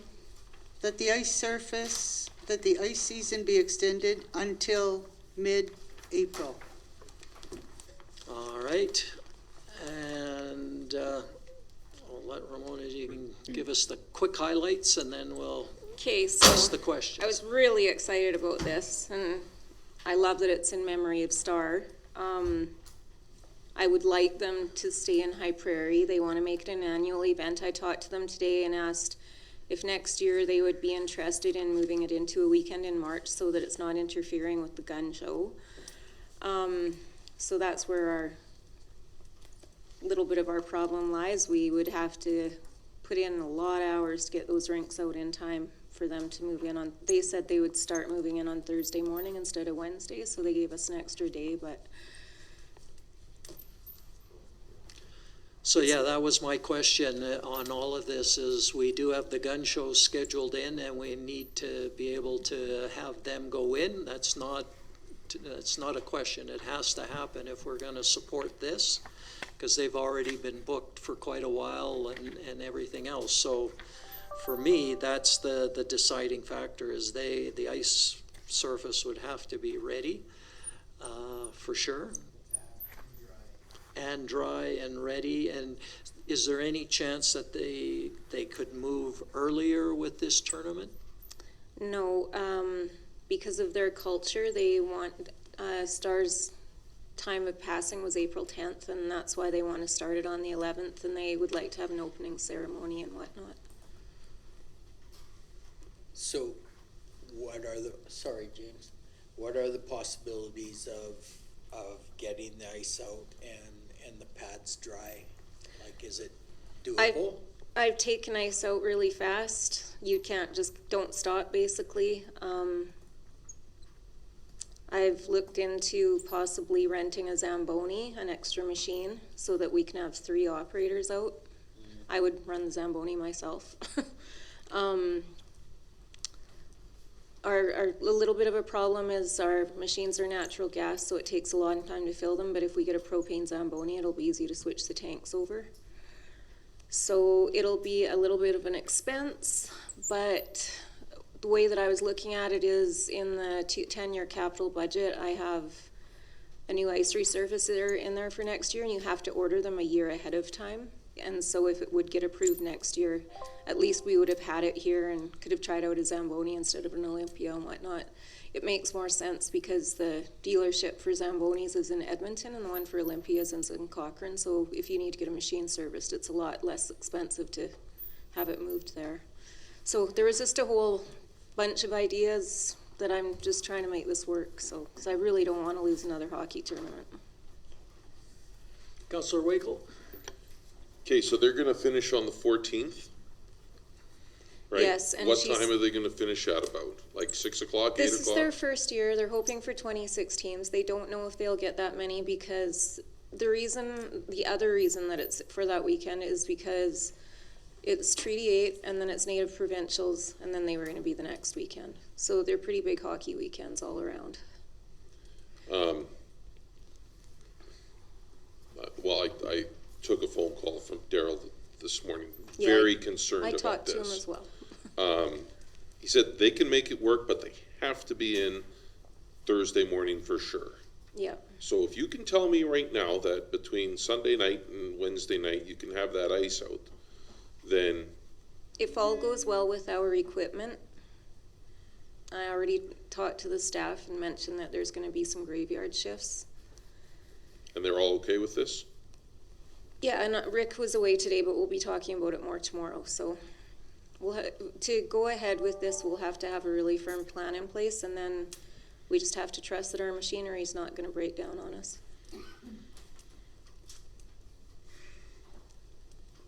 Oh, Jesus. And if it does, is there something that can be done without the machinery to move the ice out of there? Public Works is going to help with the skid steer and the back truck and whatnot to help us get it out as quick as we can. But we have to get it down to a certain level before we do that. But I mean, I've done this before, and on those tournaments, you just start cutting ice in between every period. That's ice out. So the message is, it's through the chair, it's all hands on deck. we'll be exploring potentially using other municipalities' equipment if it comes to that, or, so we'll direct the superintendent saying it's all hands on deck, and we'll endeavor to make this a successful event for not only the organizers, but for the community. That's where we stand right now. There is some risk, yes, but we'll have to manage those risks. So other communities may have additional equipment. It may, if it comes to that, we'll truck it in and get it up and running. So we'll be reaching out to other communities too to see what assistance they can provide. If you needed volunteers, or if you had a bunch of volunteers with squeegees and stuff, would that help? Depends on if we get it to that point. If we get it to that point, we can probably have the skid steer just in there hauling it out. But, I mean, if we get volunteers to help, sure, I'm not gonna say no to that. You're right, there is a lot of squeegeeing. Yeah. I think it would be great to see it in town, but my big concern is we've got that other commitment that we've already made, and we do have to meet that. So that's where I'm coming from. I'd love to see it here. And it sounds like it's doable, and that should be, so. I think we would need to get that third machine in just to make sure. Can we borrow, like, is there, like, could we borrow Falairs, or, I don't know, is McLennan still in the old fish tank there? I don't know if they still have theirs kicking around. I don't know, that rink hasn't been open for a while. I could check with Flair and see Chris, what they're doing. Chris, do you know if the fish tank still has their Zamboni? I don't know. I know they were trying to sell, but I don't know if they still have it. See if we can. Okay. We need trusty equipment for this to pull Yeah, this off. guaranteed. But I mean, I think we need to have both of these things happen. Talking to Daryl, next year isn't gonna be as big a problem because Easter kind of screws things up, so they're gonna be a little bit later, and then he said that they're gonna move theirs a little bit earlier. So next year won't be quite the, oh my God moment, and we can plan it a little bit better, so we're not bumping into each other. Do we have a motion on the floor? Yes, we do. We do? Yeah. Well, then I say I call a question. Well, we can. Does everybody agree to call the question? Yes, okay. All in favor? Carried. If there's any doubt, then I will let you all know. I will let Bill know to let you know. Okay, thank you. Okay. Thank Yeah, you for that. reach out to Falair, Peace River, everybody that's got a machine, just to see if, comes right down to it. All right, moving on to our CAO's report. Can I get a motion on this one? Councillor Ishishin?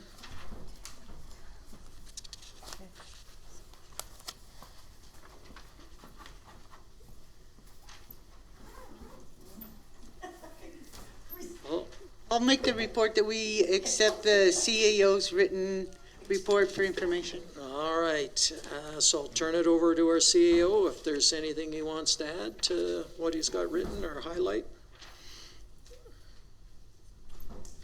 I guess the only sort of new one, if you've looked on our website, renewal stream kickoff partnership with Slave Lake has been advertised. The province has approved us partnering with the town of Slave Lake. However, they still have not posted it on their designation website as a community. I believe it was the mayor at the last meeting was inquiring about another gentleman, Brian Flowers, who is coming in under another program. He is actually in town and has dropped in twice to visit, but I haven't been available to meet with him, so we'll be connecting tomorrow. He will be again pursuing acquisition of a business, not looking to be an employee. So. Okay, any questions for a CAO? Just real quick, the rolling out of the staff identification cards, is there a timeline for that? Loosely, through the chair, we'd like to have that implemented. What What day is today, before the end of March? Okay, and it's just gonna be like the same kind of thing like they have at the hospital with their picture and stuff on it? Similar to those. Again, it's identification, just, yeah, you're representing the town, because we do not have staff uniforms per se and the like. And if it's required for any other purpose, such as if you're going to a conference and there's a government rate, if you have a government ID, you get the government rate. If you don't, you don't get that rate. So, but it's mainly for awareness that these individuals are representing the town. Okay, nothing else? We had the motion to receive for information. All in favor? Carried. Moving on then to our correspondence. We have the request from the Fish and Game Association. So do we want a table? We probably have time to table this, the powwow. When is that one scheduled for? No, I said, do you want a table? Oh, You want a table at the fishing, at the gun show? it's getting late, yeah. Sorry about that. I think in, Well, it'll just speed things up here. Do we want a table or not? I think so, I think it's important. yeah.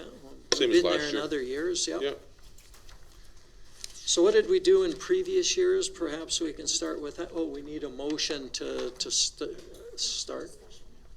Okay. To start the discussion. Okay, I'd like to make a motion that we direct the CAO to book us a table at the High Prairie Gun and Sportsman Show in the arena part. Perfect, okay. April 20th and 21st. Yeah. Yeah. All right, is there any, that's what we've done in the past, right? We've booked the table. Is there any, and just a regular 10 by 10 stall, not anything else, because that's all we had. yeah, just some swag. Yeah, but one of the key things that we need to agree with is that if we're gonna have a table, that some of the counselors help work that booth, otherwise we, the staff doesn't have to work it the whole time, yeah.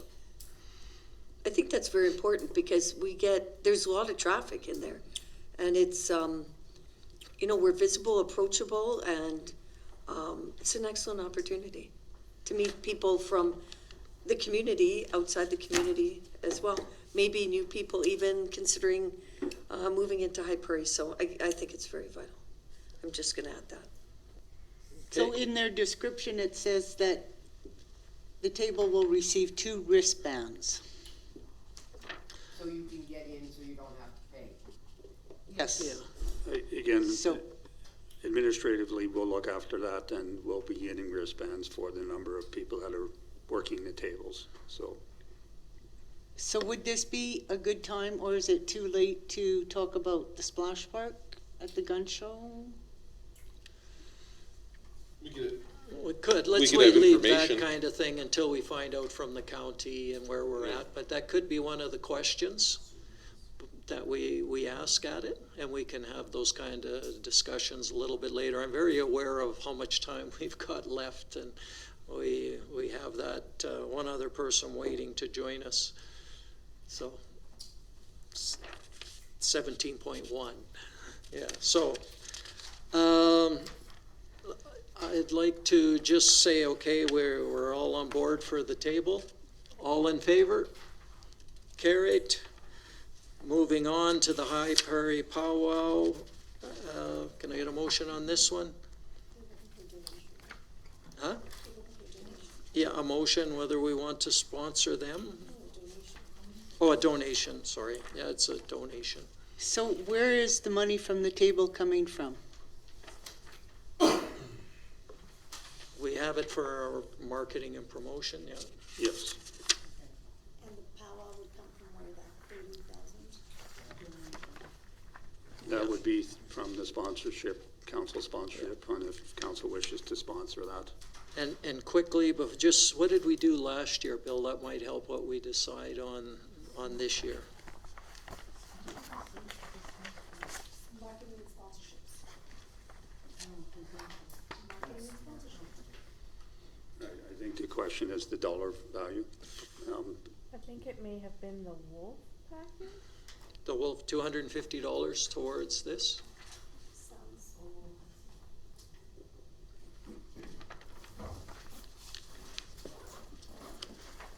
Okay, so can we get a motion on this one?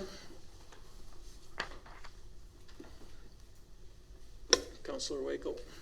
I'll move that we sponsor the High Prairie Traditional Powwow out of the council sponsorship fund. Take it out of mine. Makes it easy that way. For the $250 and authorize, I don't know if they want anybody to speak at that, but if you can go, go. It's excellent. Okay. Any comments, questions on this one? Is there gonna be any, in-kind donations? Or labor or equipment? Last time the peace officer was there. But I don't know if that was Yeah. planned or in kind or what. I don't know if that was, He was there. did we do anything else? Oh, well, We did the Wolf sponsor oh, no, but we also did, I'm sure we did all the rink, like, cause I remember meeting staff, so. Well, but did we donate the Sports Palace, or no, we didn't, we just did, that's sort of what an in-kind was, I think we just, well, what I'm hearing is we just made the, an ad there, or put some money towards it. All right? Council. So, in 2022, the High Prairie Aboriginal Interagency, we gave 1,000. In 2023, what did she say? Wolf, she said wolf, but I'm not That'd sure. be the 250, right? You only gave 250? It says Wolf is I think she's 250. She's probably getting going, the same sheet you're looking at, so just to confirm, But yeah. their Oh. packages have changed. This is the first time I've seen the Yeah, I Wolf. don't remember this either. Their packages have changed. Before it used to be sponsored this, and this. Well, and they do have two powwows generally in a year, right? Like there's a spring and there's a fall one, so we might be confusing spring and fall. I think. Like they have, Yeah. they have multiple powwows there. What, no? They only have one powwow. No, they They have lots of round dances, Oh, maybe I'm maybe thinking that's of the round dance. because there's usually one powwow is in May. So the package was called the Wolf package in previous years. Which is 1,000. But it was at $1,000. Oh, okay. Oh, there we go. Well, then I'll amend my motion to do the moose this year. Moose are tasty. Okay, and then again, we have to go and say who would be supportive of this. I would support it. Well, you know what, let's just leave it at that, or you got Yeah, all of us? all of it except Councillor Stenhouse put their hand up, so we'd divide the 1,000 between six of us. Okay? All in favor? Opposed? Councillor Stenhouse? We're voting on that. You're in favor of dividing it by six? she's in favor. What's that? She's in favor, that's 7. And No, but it's divided among What's six. somebody's ringing? It's not me. me. You, okay. Okay, moving on then to invitation to Spark the North.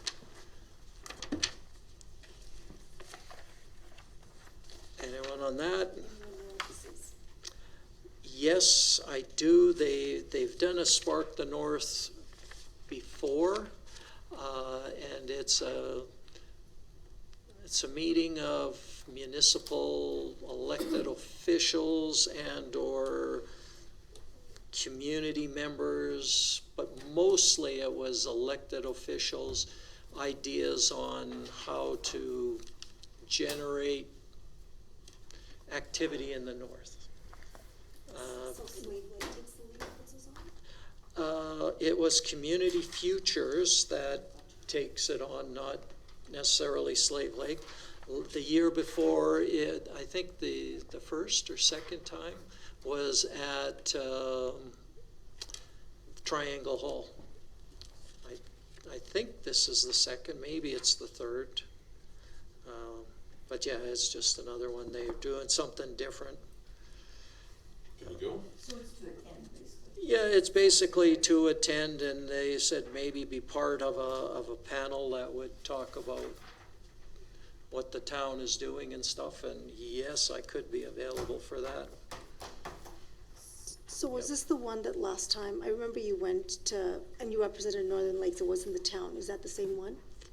Because remember you went to you represented Northern Lakes, it was on kind of local, hiring local, I remember you were at that one at Triangle, so is it the same thing? I can't remember. Yeah, it could be the same one. I think there was only the one. But are you Yeah. gonna go with Northern Lakes anyway, though? No, probably not this one. Yeah, I'd have to, if I can swing it through Northern Lakes, that works better. I'm not seeing, like, is there a registration fee, or like, what's the cost to this thing? There isn't if you're invited this way. There was no cost. So it's just your travel time? Yeah, just the travel time and cost that way, I believe.